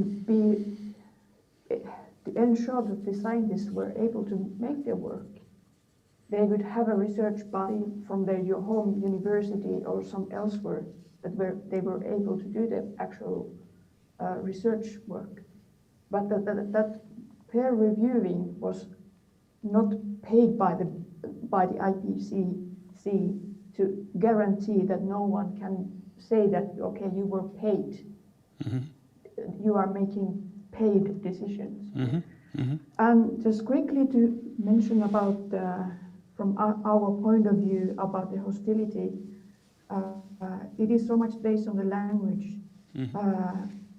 We cannot say that, we cannot speak for any we's on behalf of any we's, but the hostility is, I understand the questions can be sometimes that are being asked and going back and forth in time. They can be something that are rough in the beginning, and they can be something that we will refine in the course of time. But as the we, we was referring to, so much of the language that we are using now is lacking the decolonized work that we have done here in the future. And because we need to have some kind of basic set of understanding in order to be communicating. So I would wish that no one of you there sees this acknowledging of this hostility as a personal attack or personal preference. Sure. But it's That's why the time that has to be invested for the way of finding common language is usually skipped because we are not using time enough for finding proper ways of speaking about these matters. Yes, yes. Thank you, Paulina, because you're right. It does feel personal, and many people feel that it's personal. Many people feel attacked. When you say the white gaze, people feel attacked. We are at the Jan van Eyck, which has many people from all over the world coming here to reside. But our team is mainly white. Maastricht is mainly white. If we talk about the white gaze, people feel attacked. So it's important we make each other understand, we have a conversation of what we mean, and to have the tools as well to be aware of structures. If it's looking at ourselves, if it's an internal process, then it's completely clear. Then it's about awareness. And I completely understand that. Which gives me another question to the future. Paulina, you said that we will not be naming people BIPOC or indigenous. But how can you create, if you have diversity, how can you create this unity then? Is there a possibility to have diversity within unity? It seems to me a very difficult task. Is there a way of people being themselves, being part of a community, being different, but at the same time feel this unity? Can I ask you that, Paulina? Yes, my fellow ancestor, the fellow nations, we do not know if we understand your question correctly. Okay. But we just wish to share that the way how indigenous knowledges are understood and the knowledge system that indigenous knowledges have is a bit different knowledge system than the Western knowledge system. And in our peer reviewing system, how we evaluate is that indigenous knowledge carrier knowledge valuable or not. It loses its weight if it's detached from its source, the carrier of that knowledge. So we are referring now between two different knowledge systems in a very short period of time, in a very short period of knowing each other. And therefore, maybe instead of trying to point out where your ancestral flaws or mistakes. We are trying to make more specific remarks, completing what you are saying there in the past. Yeah. So we don't know if we understood correctly the messages from the past in this very case. Yeah, I understand. And what we would say is that we understand that there are difficulties in translating from one state of mind to another. These complexities are philosophical, they are holistic, they are hard to explain.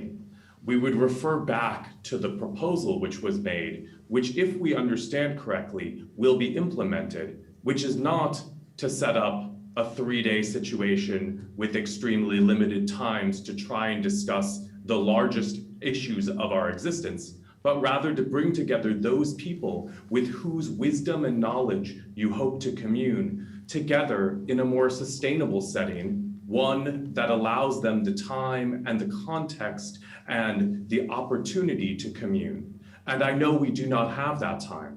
I know that our time for this panel and this conversation between present and future is already at an end.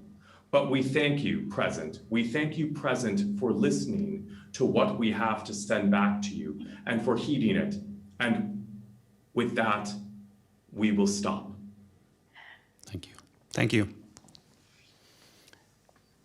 Julieta, do you want to add something? I'm sorry. You're muted. You're muted. The one thing I wanted to say in addressing the specific last question is that, of course, there are ways in which culture circulates, right? It's not only about knowledge is being preserved as they are intact, because intact knowledge is dead knowledge.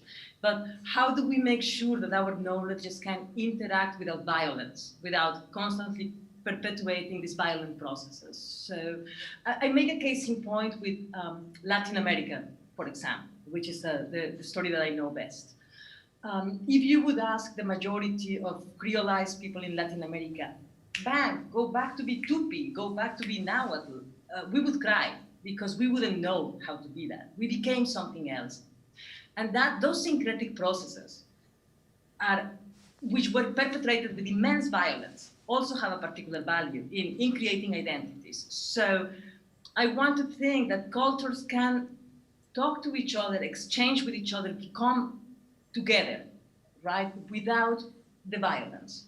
I want to think that those exchanges are possible without making fortified, this like fortress culture, like nothing will come in, nothing will come out, this belongs only to me. You will always be only a visitor. I do think that exchanges are possible. Now, what do we do about the violence? I just want to add, thank you so much for that, Julieta. I just want to add, if you're at a place where listening or hearing people of color talk about the white gaze feels like an attack, you are not ready to talk about climate change. Full stop. You cannot have a conversation, you cannot have an understanding of the world you live in. Full stop. So if Jan van Eyck wants to do this work and they're working in a cosmology of majority whiteness that feels attacked when they hear us talking about the white gaze, that is the work Jan van Eyck needs to do, and they need to do it quickly. They need to do it yesterday. Thank you, Amma. No comment. I'll leave it at that.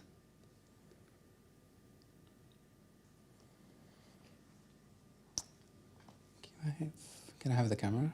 So, wow, thank you so much. We ran a little bit over time, but we'll have a short break now, maybe shorter breakout rooms, and then we can gather again at around 4:20 for the assembly. And finally, we can open up also for the questions of the Zoom audience and everyone else who's watching on YouTube and Vimeo. Some people requested to talk from the audience. If I could ask to wait a little bit for them. Bruno, yeah. wait, can I add something? Yeah, sure. Just to comment, because in relation to what Ama said and what I think I lost everyone else. But we can hear you, Inga.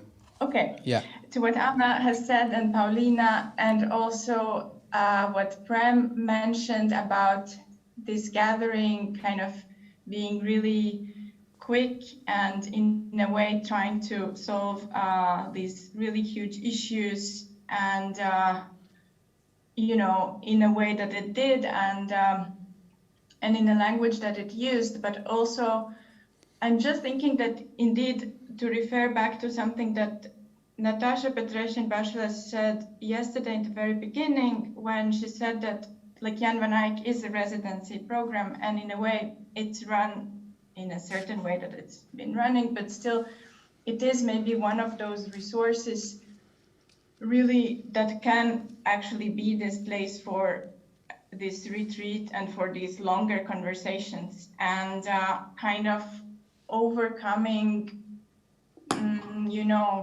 different sort of fears or anxieties of being attacked, and actually kind of really deeply understanding like what is the situation that has brought us there. So I think actually that that there is that potential within that space, even and I think, and I really hope that that will continue these conversations, and that sort of opening up of this space for a longer time, which actually is more caring for the bodies that it invites. And so thank you everyone, and let's regather after some moments.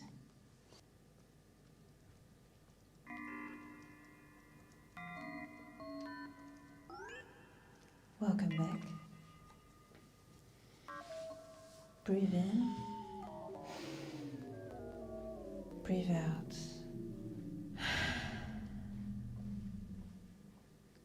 Energy is high. Tension is necessary for discussion. Breathe in. Breathe out.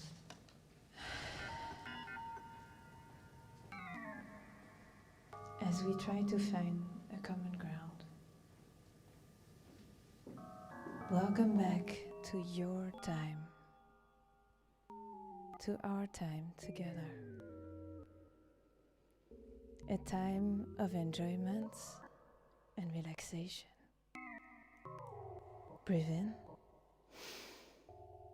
Breathe out. We are disciples from beyond, here to free you from your conscious thoughts. We are here to lead you along the infinite sea of electrons. Prepare again to immerse yourself in the great body of water of the Zoom Sea. When your digital incarnation has already taken part in this trance ritual, you will see to the top left the symbol of turn on original sound. Let it fill with a blue blood.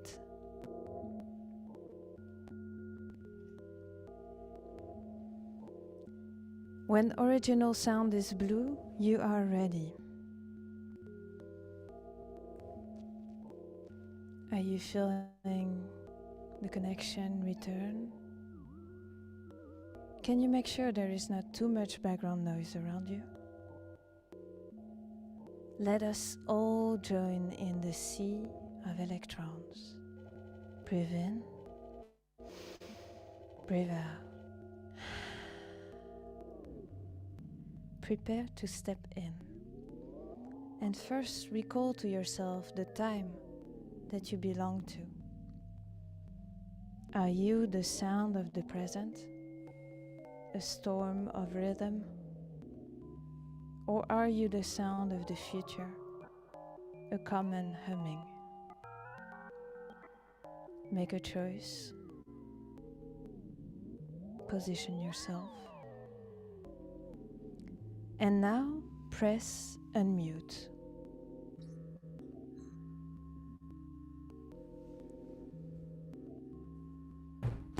Hi. Hi. I am now coming to all your devices. Press unmute. Can you hear me in your device? Can you hear me spread in your computer? Hi. Yes. I can feel the we and the us.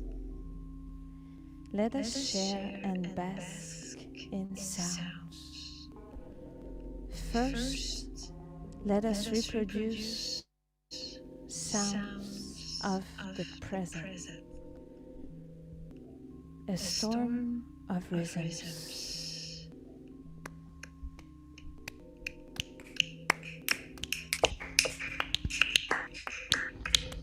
And then future humming.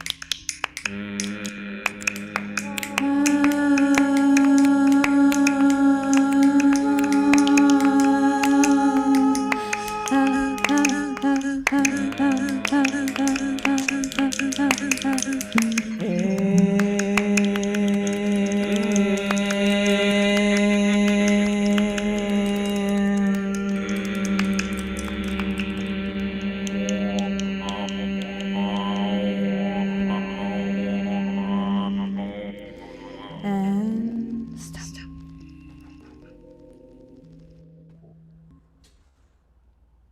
Breathe in.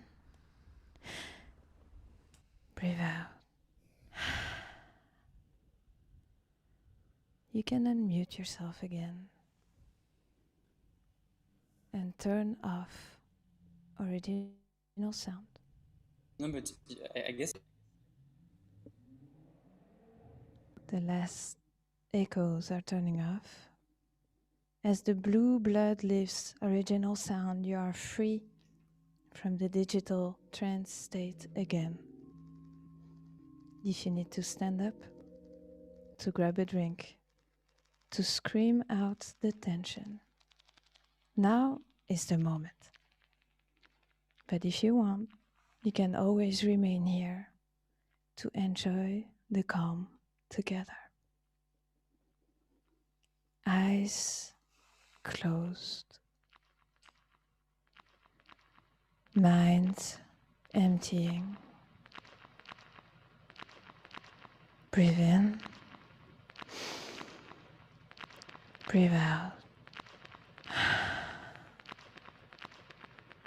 Let us enjoy a few minutes of silence.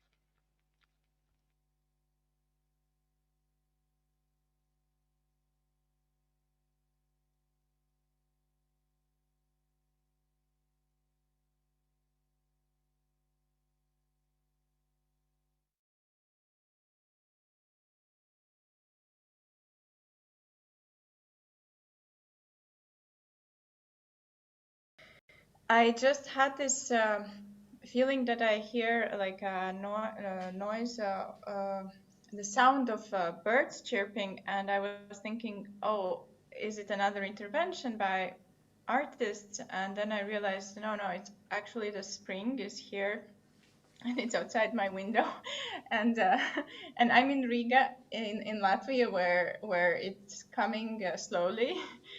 but it is there, and the birds are there. So yeah, it's while we are still waiting, I think that the group of the present hasn't come back from their meeting. But maybe what we could do, could we have this view of like the gallery view that we have everyone on the screen? We have removed your spotlight, and each we can simply, at the northeast of your display, click on view to choose gallery view. Yeah, let's try to... Each must do it individually. Yeah, thank you, Prem. It seems like it's working for me. And I see the group of the present also coming back, which is really nice.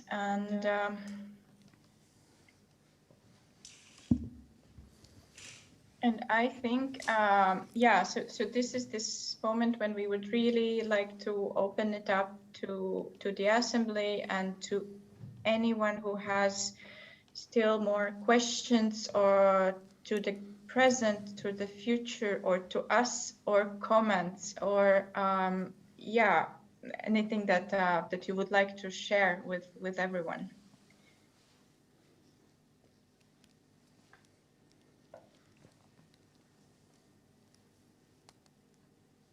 And there have been already things said in the chat, so maybe if someone would like to, yeah, actually say them in presence.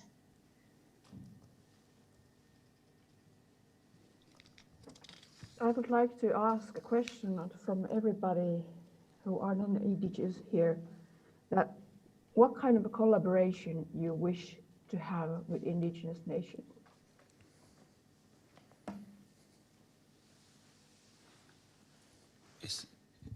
To whom is this question directed? Everybody who is non-indigenous. So, sorry, I didn't get it. Is it directed to us or to anyone? Can you ask? Yeah. To everyone. To everyone. Anyone. Okay.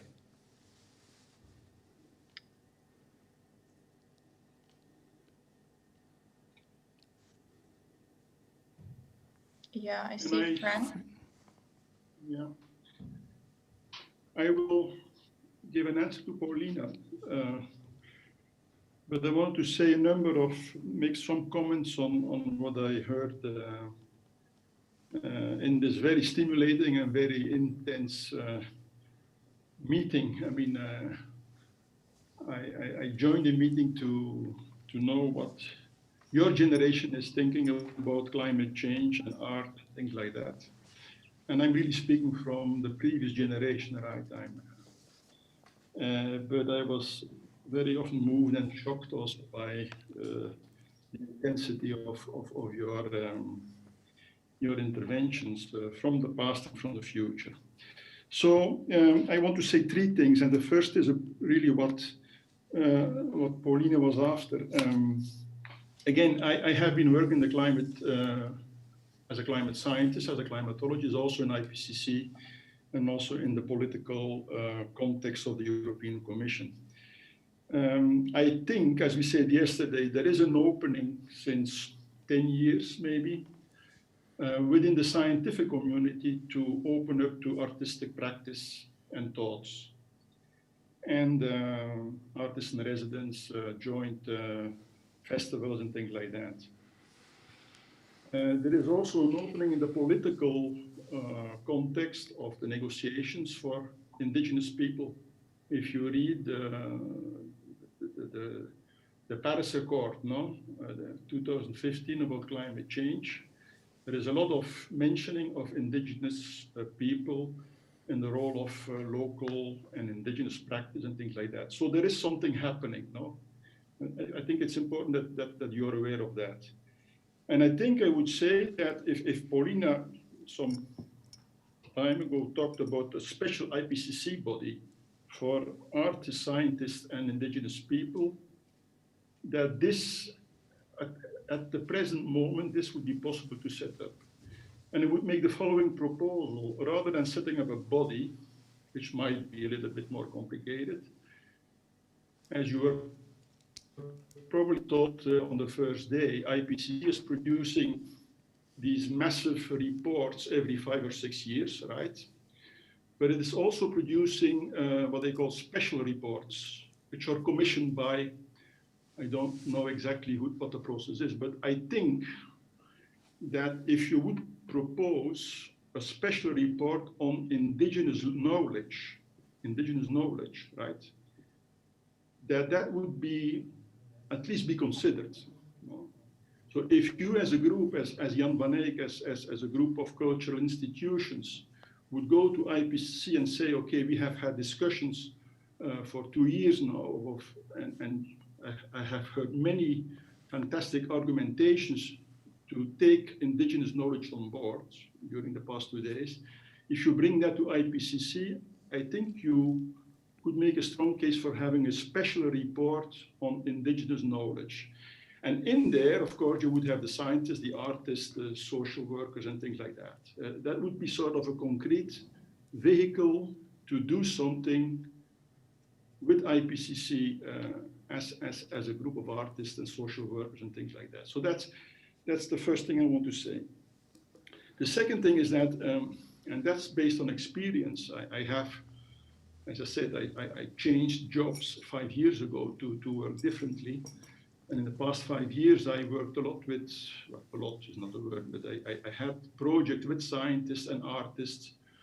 And there is one problem there, if you put people together, that the organizers of these events, where they bring together artists and scientists and policymakers, that they are often an obstacle, because in order to make the case for their meeting, they sort of exacerbate the differences between scientists, artists, and policymakers, for instance.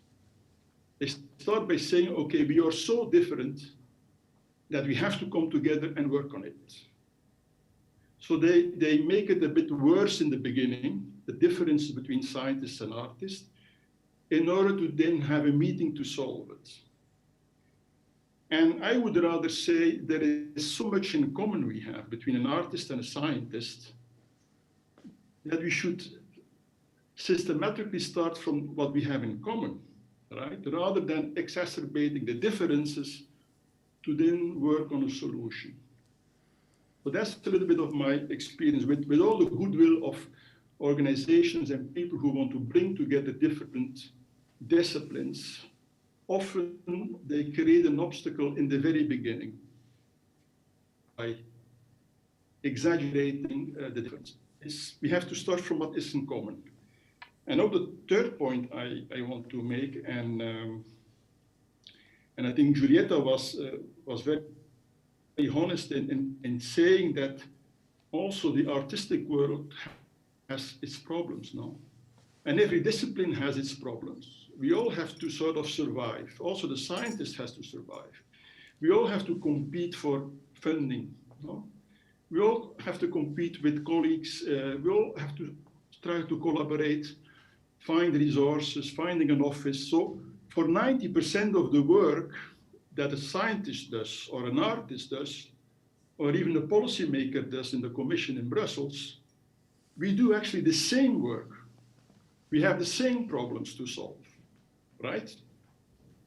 It's sort of surviving and having our message heard. That's basically what we all do as a scientist, as an artist, and so on.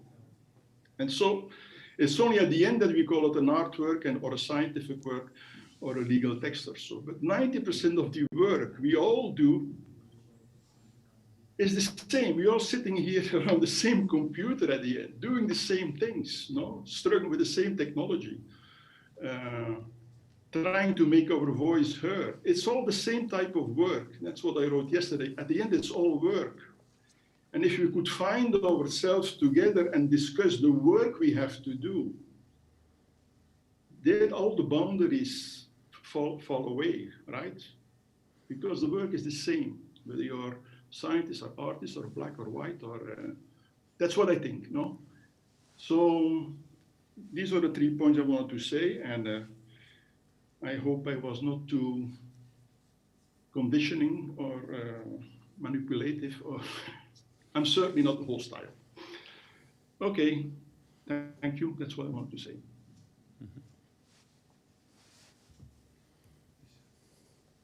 Thank you, Frank. Does someone else would like to answer to Paulina Fyodorov's question? I see actually Sarah is writing in the chat. Maybe Sarah, you would like to come up and say your thoughts. Yeah. Hi, everyone. Can you hear me? Yeah. Well, first of all, thank you for these very, very interesting 3 days. I've really, really enjoyed them, and I'm really impressed with the potential that I've heard and seen from all the attendees. And so I've lived in Australia for 7 years, and living in Australia made me realize that coming from the Netherlands, I can't express this strong connection to land. I can see that you lost me. Sarah, you're there. Okay. Yeah. Do you want to restart, please? Yeah, I can restart, and I'll just keep it a bit brief in case my connection drops out again. When I lived in Australia, I realized that coming from the Netherlands, my connection to land and country was something I would really like to learn more about. And I think this care that comes from a strong connection is really crucial in how you approach environmental issues. So I wish for people and myself to learn more about that, and I think maybe indigenous nations can teach us more about it. But that's me speaking as a Dutch person.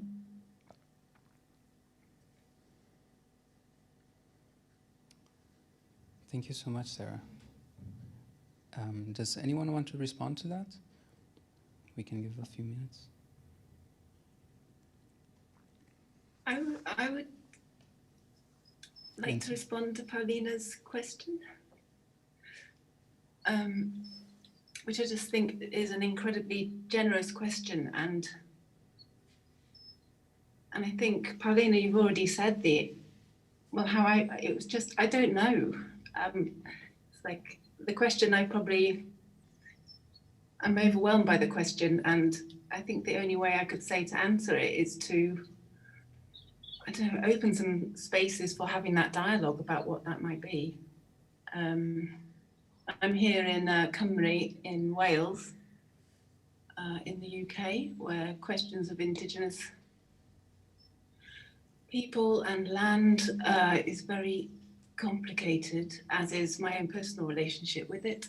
And yeah, this whole space has been a wonderful opportunity to really question pretty much everything. And I would just love to hold some dialogue to work out how I might even possibly start to answer that question.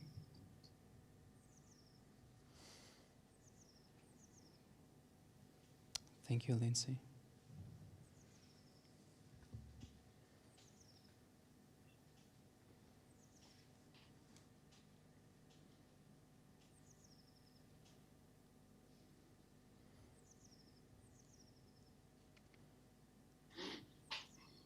Is there someone else who would still like to answer to Paulina, or maybe have another question or another comment?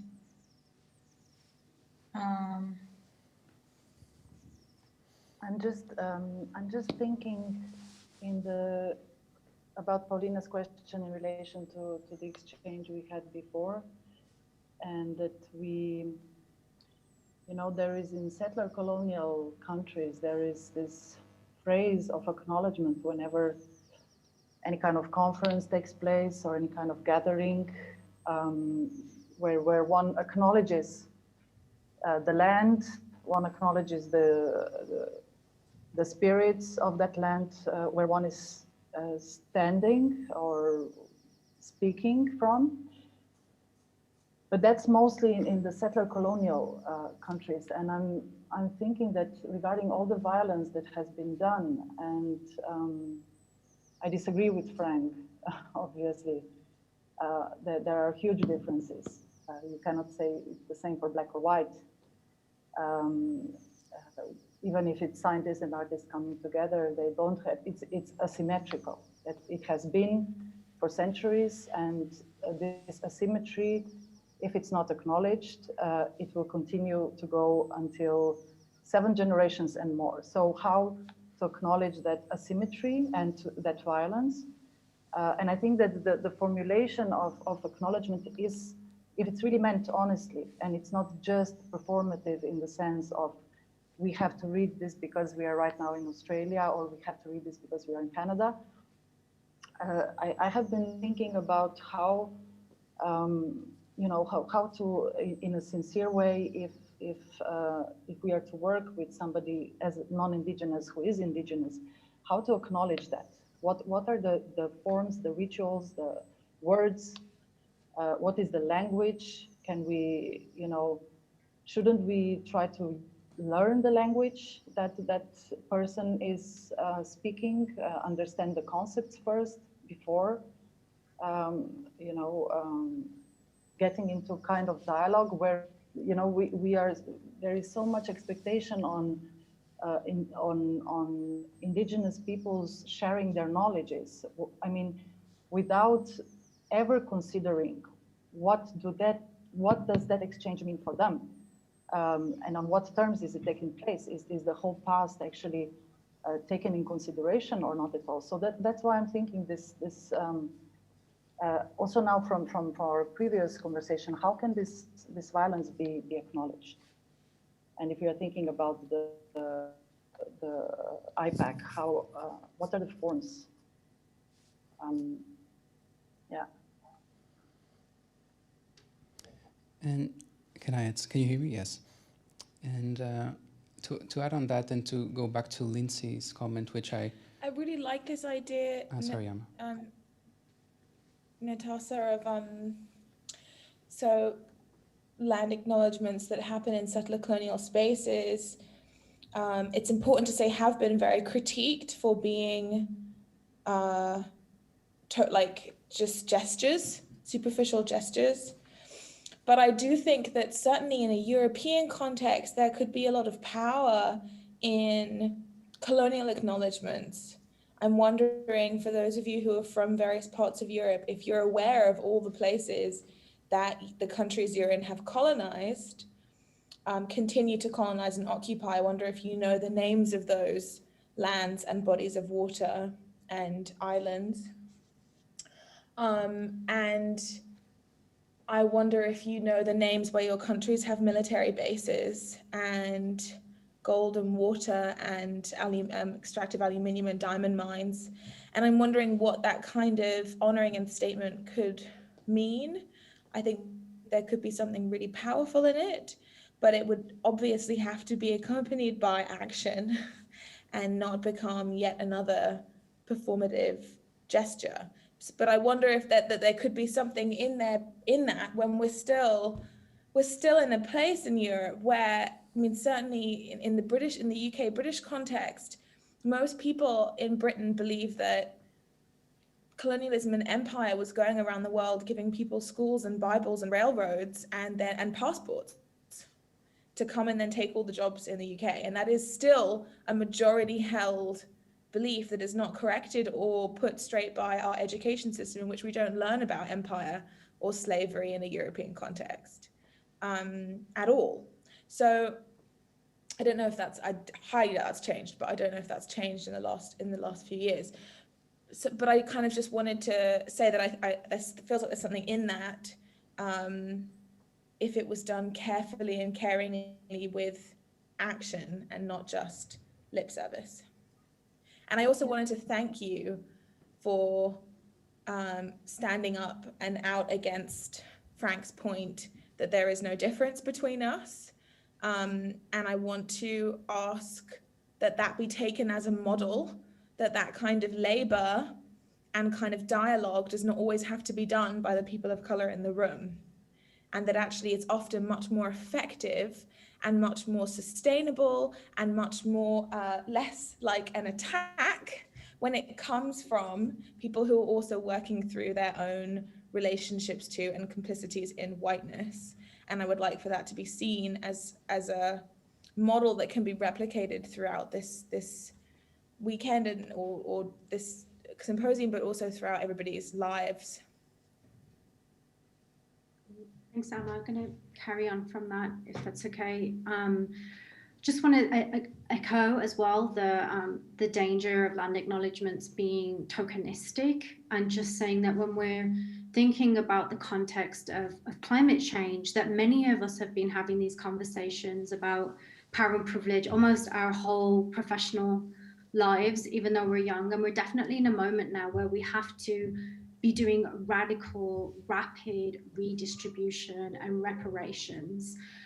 So I think that's something to think about, that we just acknowledge the disparities. And I think it's important, especially around the context of climate change, within the climate sector, it has been listed as one of the most racist and inaccessible sectors. So I myself, I work as a climate activist. I'm a polymath, I'm a scientist, I'm an artist, I move between those spheres, and I've come to the art world. That's the only place I can get paid to speak, so I can do all of the unpaid climate justice work that I do. And I'm not an anomaly, I'm the norm. So that's where the power and privilege and relationship and allyship that we're coming to as people of color from that space. And this is something that came up with our conversation with Natasha, was to really look at how those structures of homogeny, of oppression work within those two worlds of art and activism, and how do we come together and find these sweet spots of collaboration, of resource sharing in the moment, so that we can also have the shared field of even being able to do the work.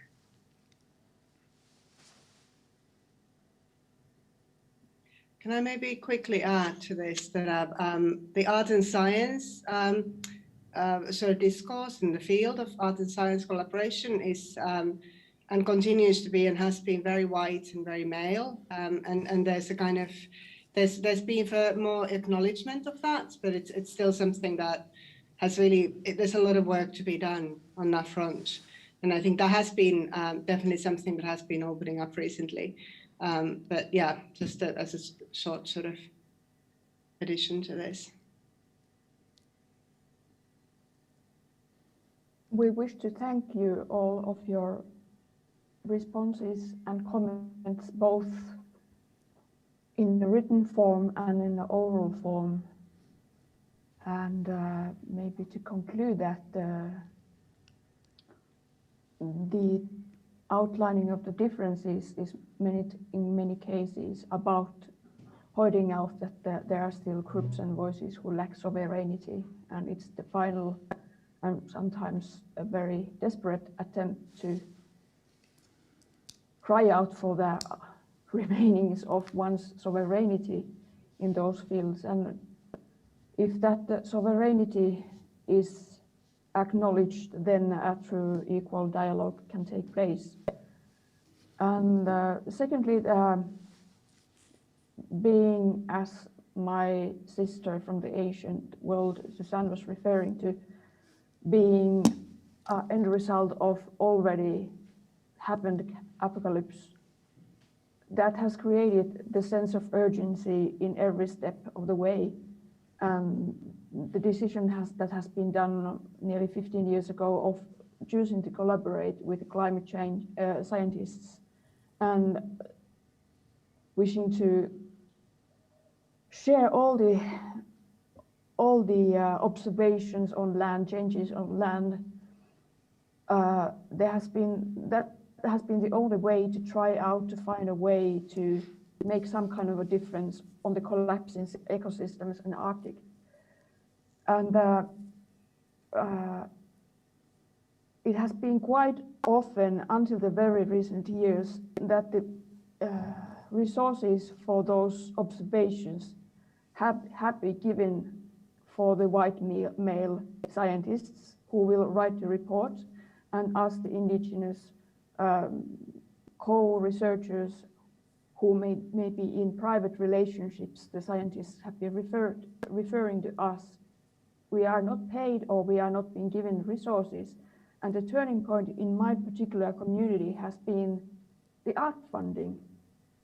The art has been giving the funding to include more co-researchers from our nations to build up in our own premises the collaboration with the scientists.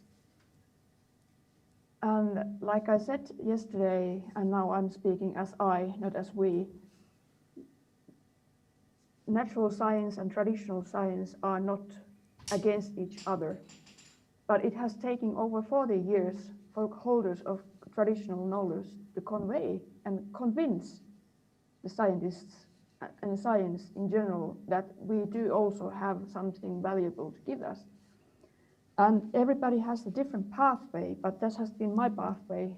All my adulthood, I've been trying to sell out the traditional knowledge to different markets, and one of the markets has been science. And yes, I acknowledge and applaud this small scale of a change that has started to happen within both science and arts. But as my fellow Alma and others who have been using their voices there in this conversation, it has taken a toll. It really has taken a toll.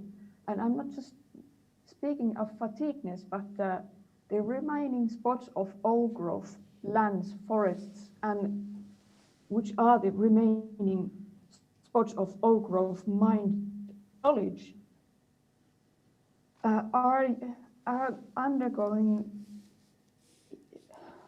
incredible collapsations, incredible losses, and yes, ecocide and genocide. And therefore, nurturing that space is something that we cannot do alone. And any kind of and that sense of urgency that comes from my generation, but also the generation that is younger than myself, is the realization that that old knowledge is dying out. Those old forest places that are the source of the information, they are dying out. And also the carriers of the knowledge are dying out. Just look at what the COVID has been, how it has hit the indigenous communities. How much, for instance, in the Turtle Islands, in the Canadian, so-called Canadian, how much elders has passed away during the COVID-19. The loss is tremendous, and the loss is invisible. But we see that we will see that in our youth in 20 or 30 years, because the traditional way of passing the traditional knowledge has been interfered because we have lost our living libraries.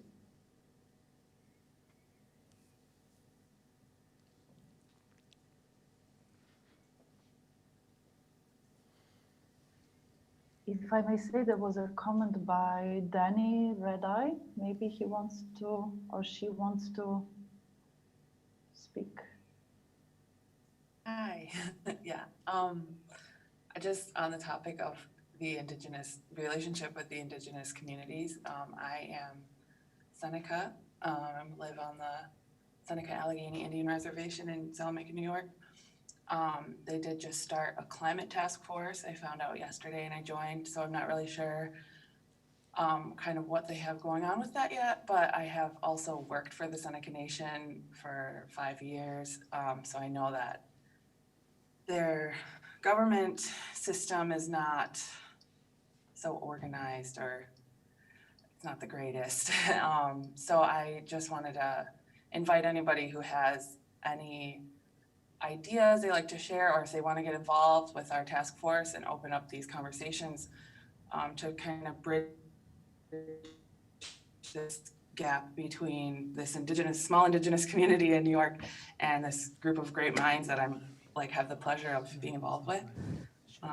Yeah, and if anybody has any questions, I'm just like a college student, I don't know.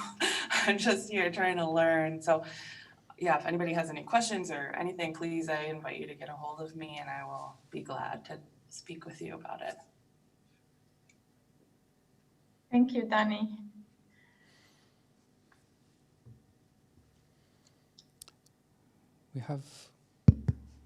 We have a very nice comment and question from Charles Zesche. I don't know, Charles, if you would like to join us in asking that or making that comment, or if you would prefer me to read it.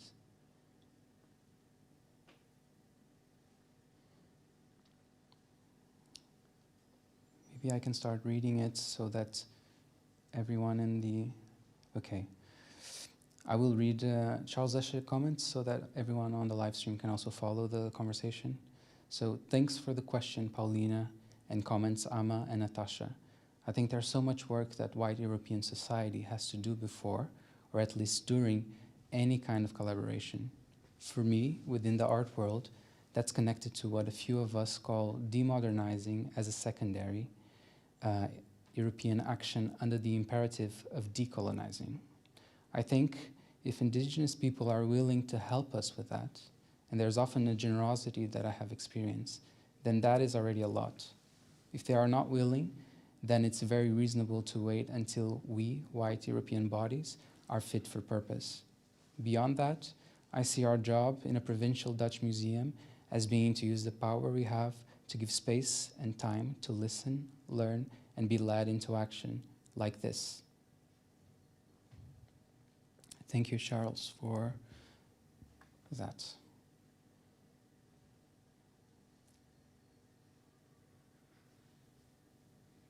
Yeah, and I'm also like thinking, yeah, maybe there are more comments, but yeah, somehow we are have been going from a more, yeah, imaginative or even like playful kind of setting or conversation towards a rather practical conversation, and also very and receiving very practical suggestions in the chat and from each other, which is, I think, really nice and amazing. And I really am thinking, and we were also discussing it a lot with Bruno before, kind of organizing this event. What would it mean that we will engage everyone for 3 days?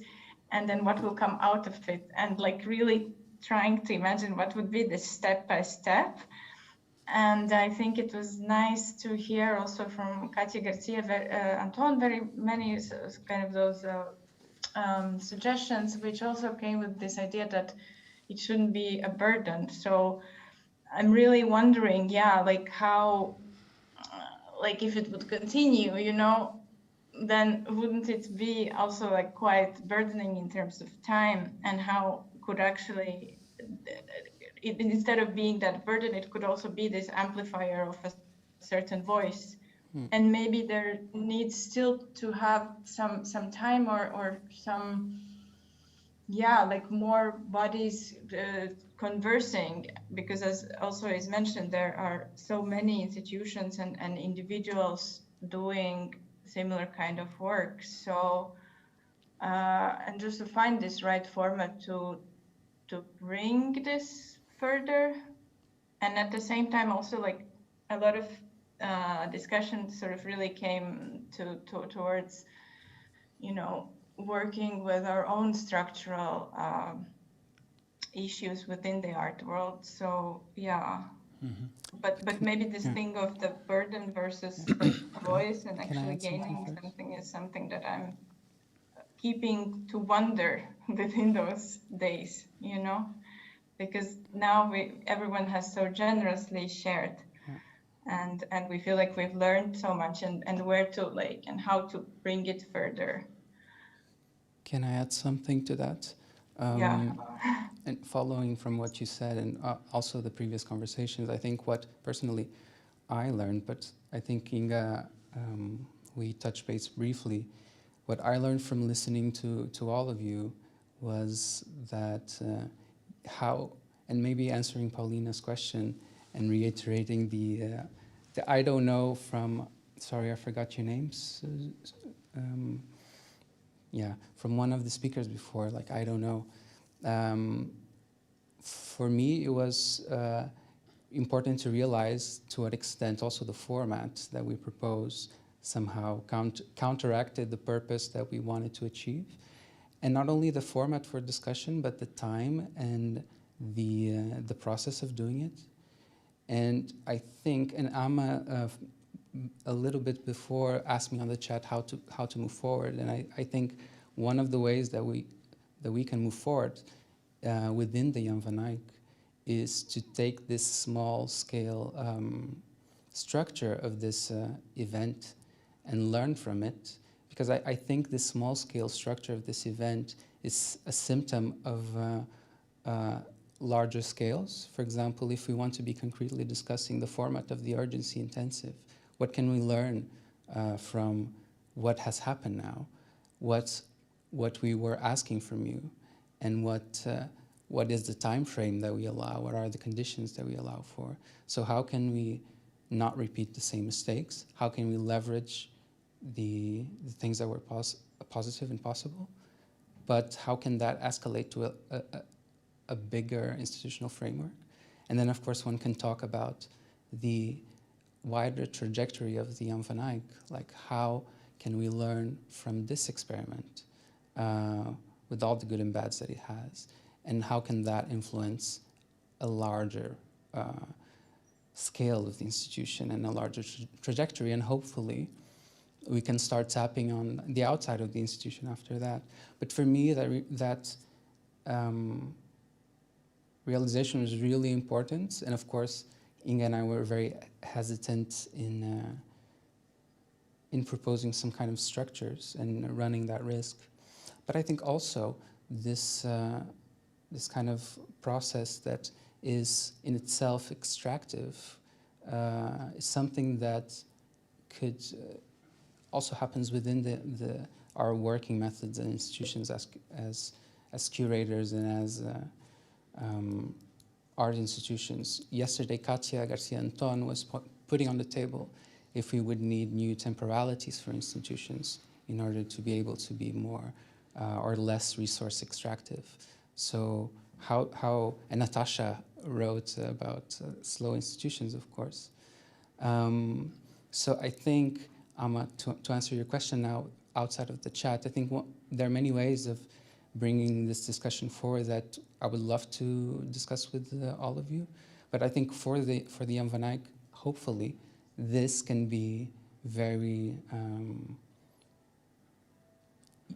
I don't want to say useful, but this can be like a wake-up call to reformulate or to think how to best propose certain discussions without having necessarily yet found the models that, or the formats that don't actually counteract what we're trying to even, move forward or discuss in a generative way.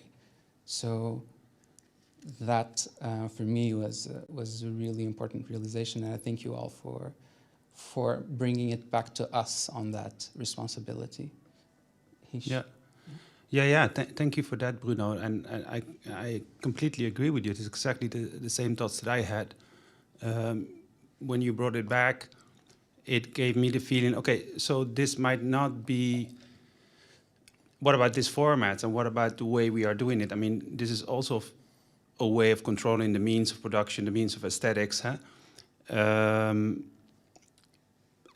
to go back to ourselves again and think, what do we need to look at our own organization? How can we have these issues and subjects in our own to be discussed in our own organizations? And I think when I started with this idea of putting climate change as sort of a central idea within the organization, my only feeling that I had was we need to align to the IPCC. If we want to halve our emissions by 2030, we at least need to align with it. We at least need to look at it and see what ways do we have in order to change our organization as such that we can also move towards zero emissions. But with that comes a huge responsibility, and with that comes a lot more than only saying we are going to put climate change first. It comes with all the inequalities, all the systems that we've been discussing. And we've had many, many debates and many, many issues here also relating to the arts itself, because the first thing that people said is, well, you're thematizing the climate change, you are instrumentalizing the arts, we are going to lose our autonomy as artists. We should be autonomous. And this discussion is still going on right now. We need to keep our autonomy. But I'm saying, like, well, how can you keep your autonomy when you have this heat in your neck that is actually telling you have to change? But it's good. We take it back, rethink. I think it's super valuable. Thank you for that.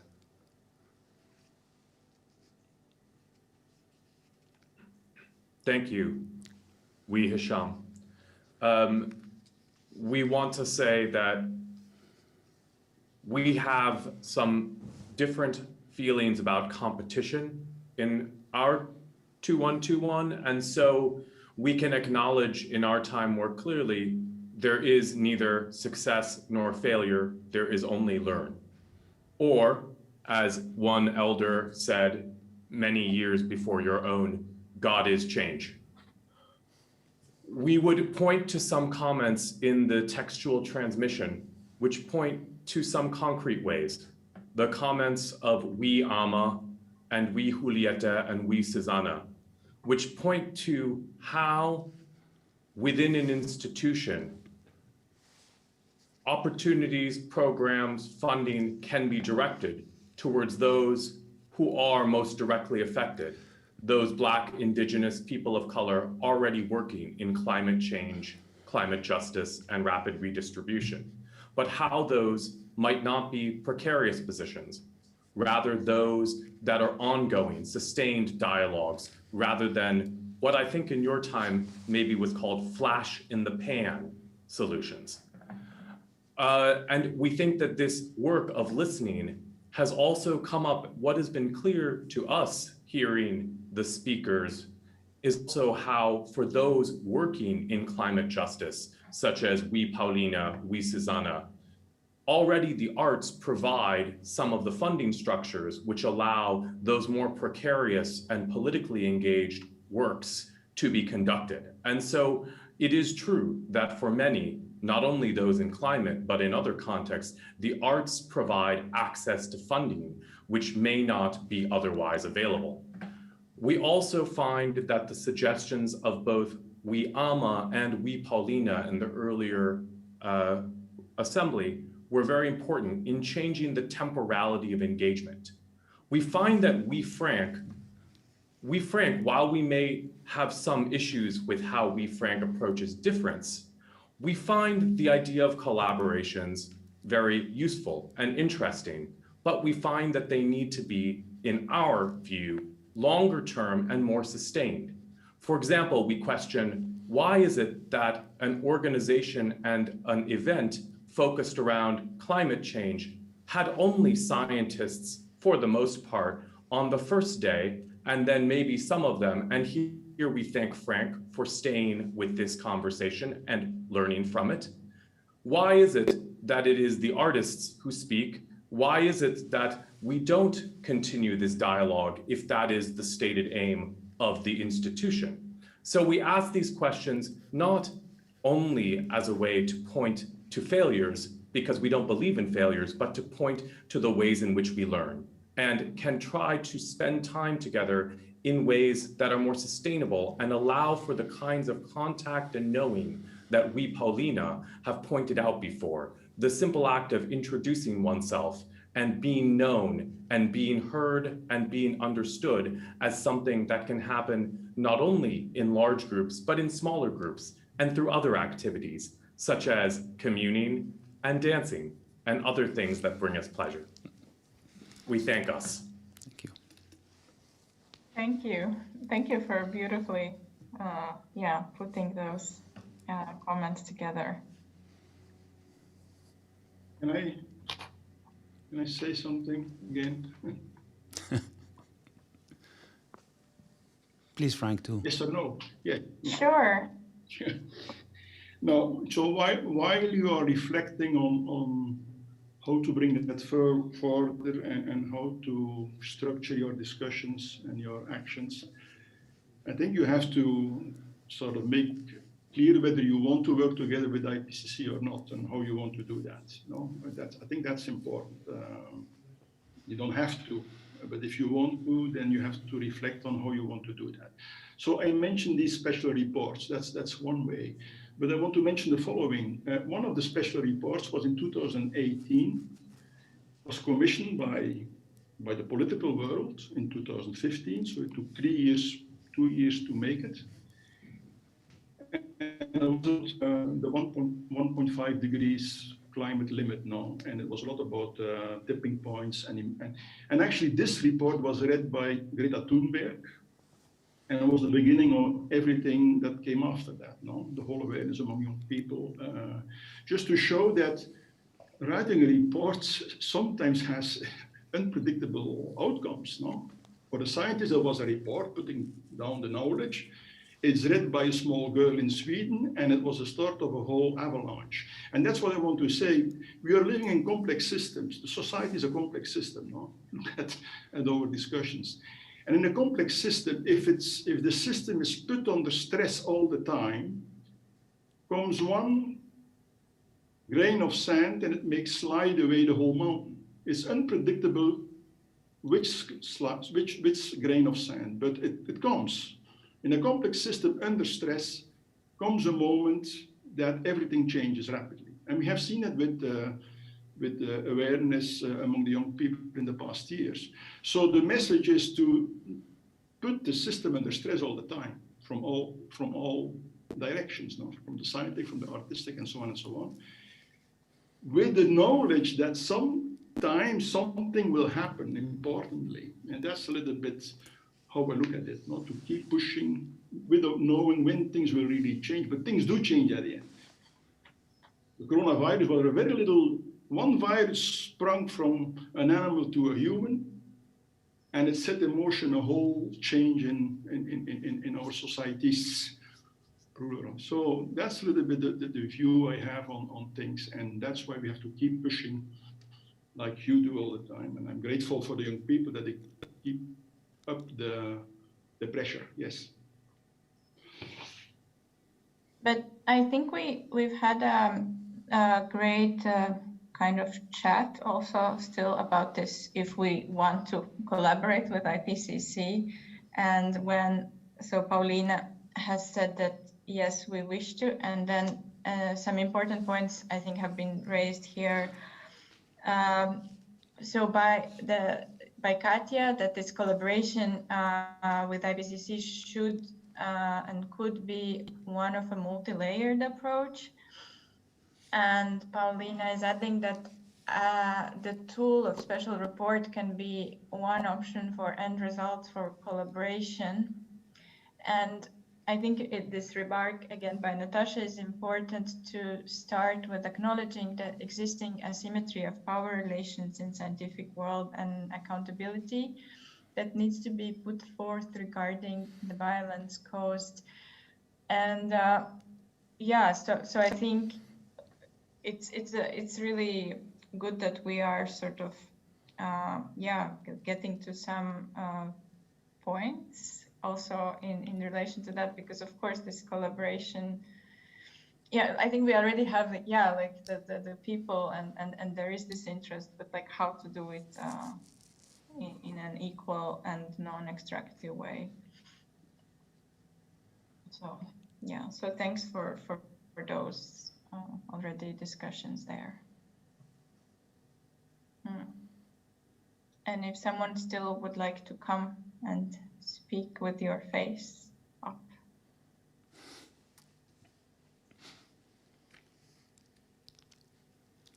We should dance. We would be very happy for us to dance. Is it the dancing moment? We would be very happy if there were a suggestion for some music available in your time. We would be happy to share some music. Would there be a suggestion? I have one. Okay, Natasha. Sorry. Yes. Go. Suggest it and we play it from here. I think we can. What's your suggestion? It is okay, 2021. We have control of the audio.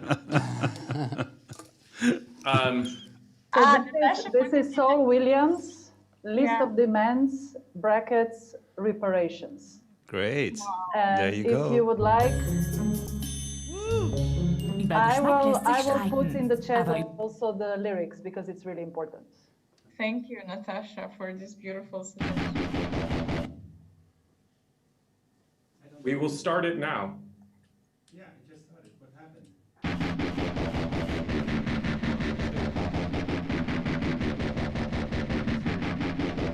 Are we able to hear? I want my money back. I'm down there drowning in your fat. You got me on my knees praying for everything you lack. I ain't afraid of you. I'm just a victim of your fear. You cower in your tower praying that I'll disappear. I got another plan, one that requires me to stand on the stage or in the street. Don't need no microphone to beat. And if you hear this song, if you ain't dead to sing along, banging stronger than that, brother, you get where you belong. I got a list of demands written on the palm of my hands. I'm on my list and you gon' know where I stand. We live in hand of mouth. Look at that. Wanna be somebody, see somebody, try and free somebody. Got a list of demands written on the palm of my hands. I'm on my list and you gon' know where I stand. We live in hand of mouth. Hand of mouth. I wrote a song for you today while I was sitting in my room. I jumped up on my bed today and played it on the broom. I didn't think that it would be a song that you would hear, but when I played it in my head, I made you reappear. I wrote a video for it and I acted out each part, and then I took your picture out and taped it to my heart. I taped it to my heart, yeah, girl, I taped it to my heart. And if you pull away from me, you'll get my alibi. I got a list of demands written on the palm of my hands. I'm on my list and you gon' know where I stand. We live in hand to mouth. You wanna be somebody, see somebody, try and free somebody. Got a list of demands written on the palm of my hands. I'm on my list and you gon' know where I stand. We live in hand to mouth. Hand to mouth. Ecstasy suffering, echinacea buffering. We aim to remember what we choose to forget. God's just a baby, and her diaper is wet. Call the police. I'm strapped to the teeth, and liable to disregard every belief. Calling the law. I'm fixing the draw. Alarm a team when there's season. Call up a brawl. Calling them now 'cause it's about to go pow. I'm standing on the threshold of the ups and the downs.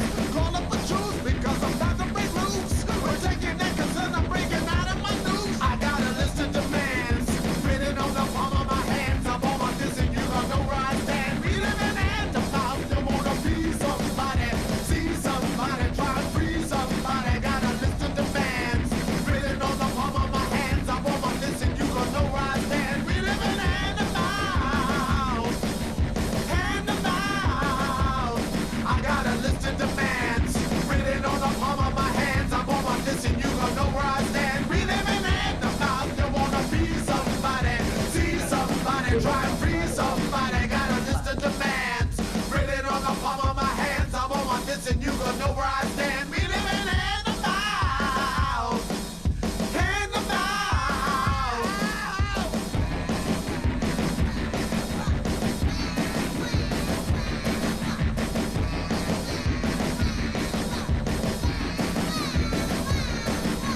Oh, that's great. Wow.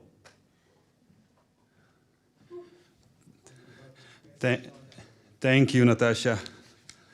Wow. We needed that. So, Bruno, where do we take it from here?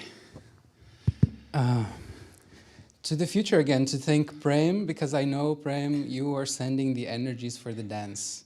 I could feel them. Yes, it worked out. Whew, okay. So I guess I can give a few more minutes, so... please.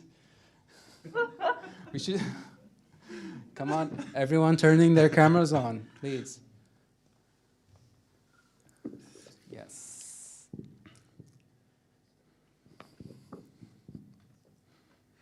Wait.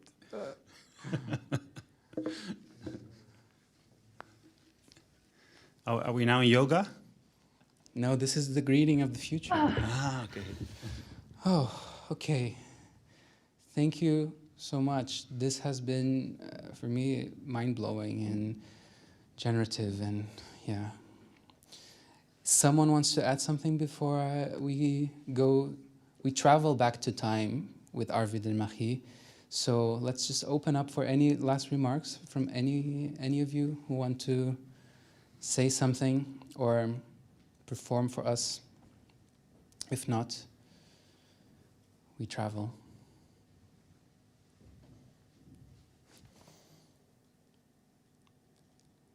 Okay, I guess everyone's ready to travel.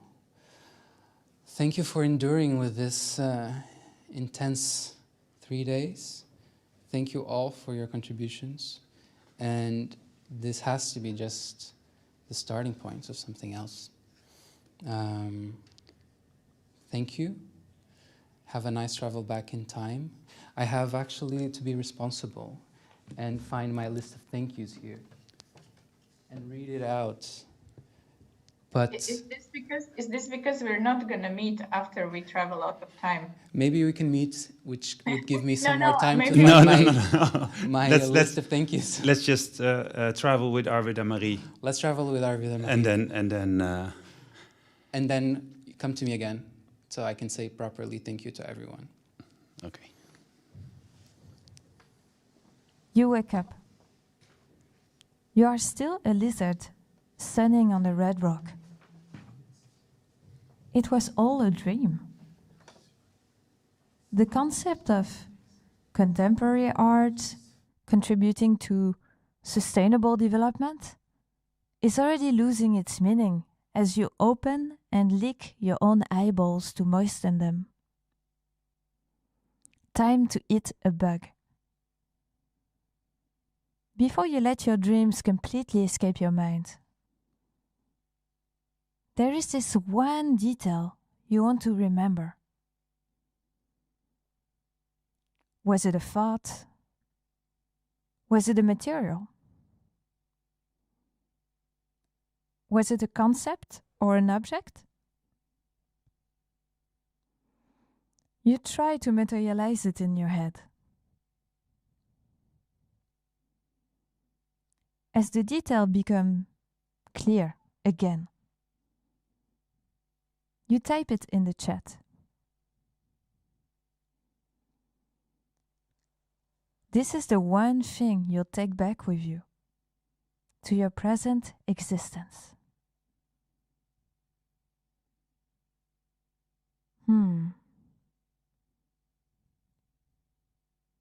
Did you write it in the chat already?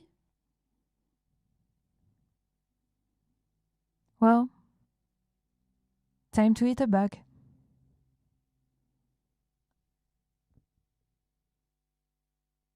We're back here in time, and I want to thank again all the speakers from the last 3 days, not only for their contributions, but for the generosity and time and patience with us.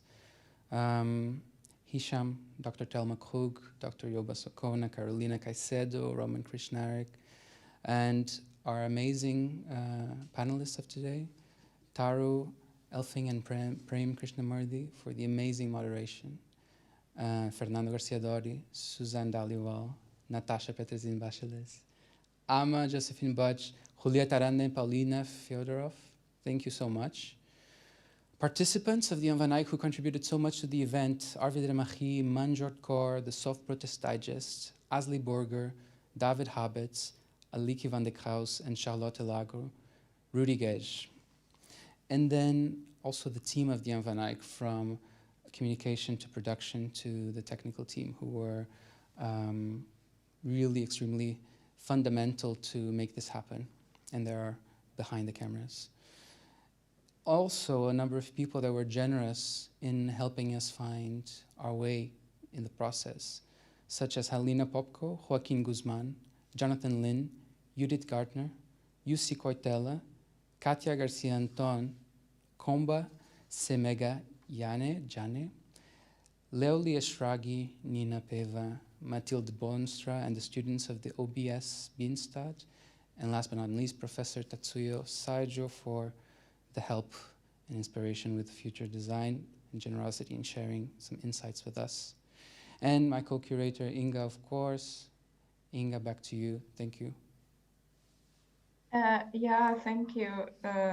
Thanks, Bruno, for inviting me to co-curate this event with you. So I'm really adding my thanks to the ones that Bruno already said.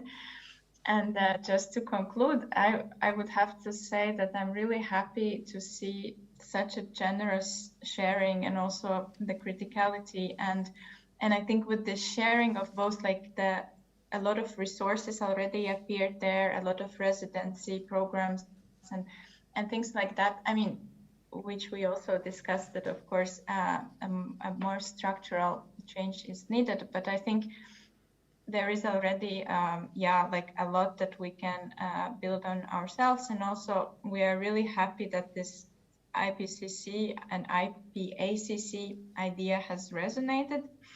And I think it's also like a really great motivation and somehow, like instigation for the Jan van Eyck Academy to continue these discussions and to really try to engage. And so thanks so much for your participation and for your time and generosity. Wow. Well, the only thing that I can say is we traveled back.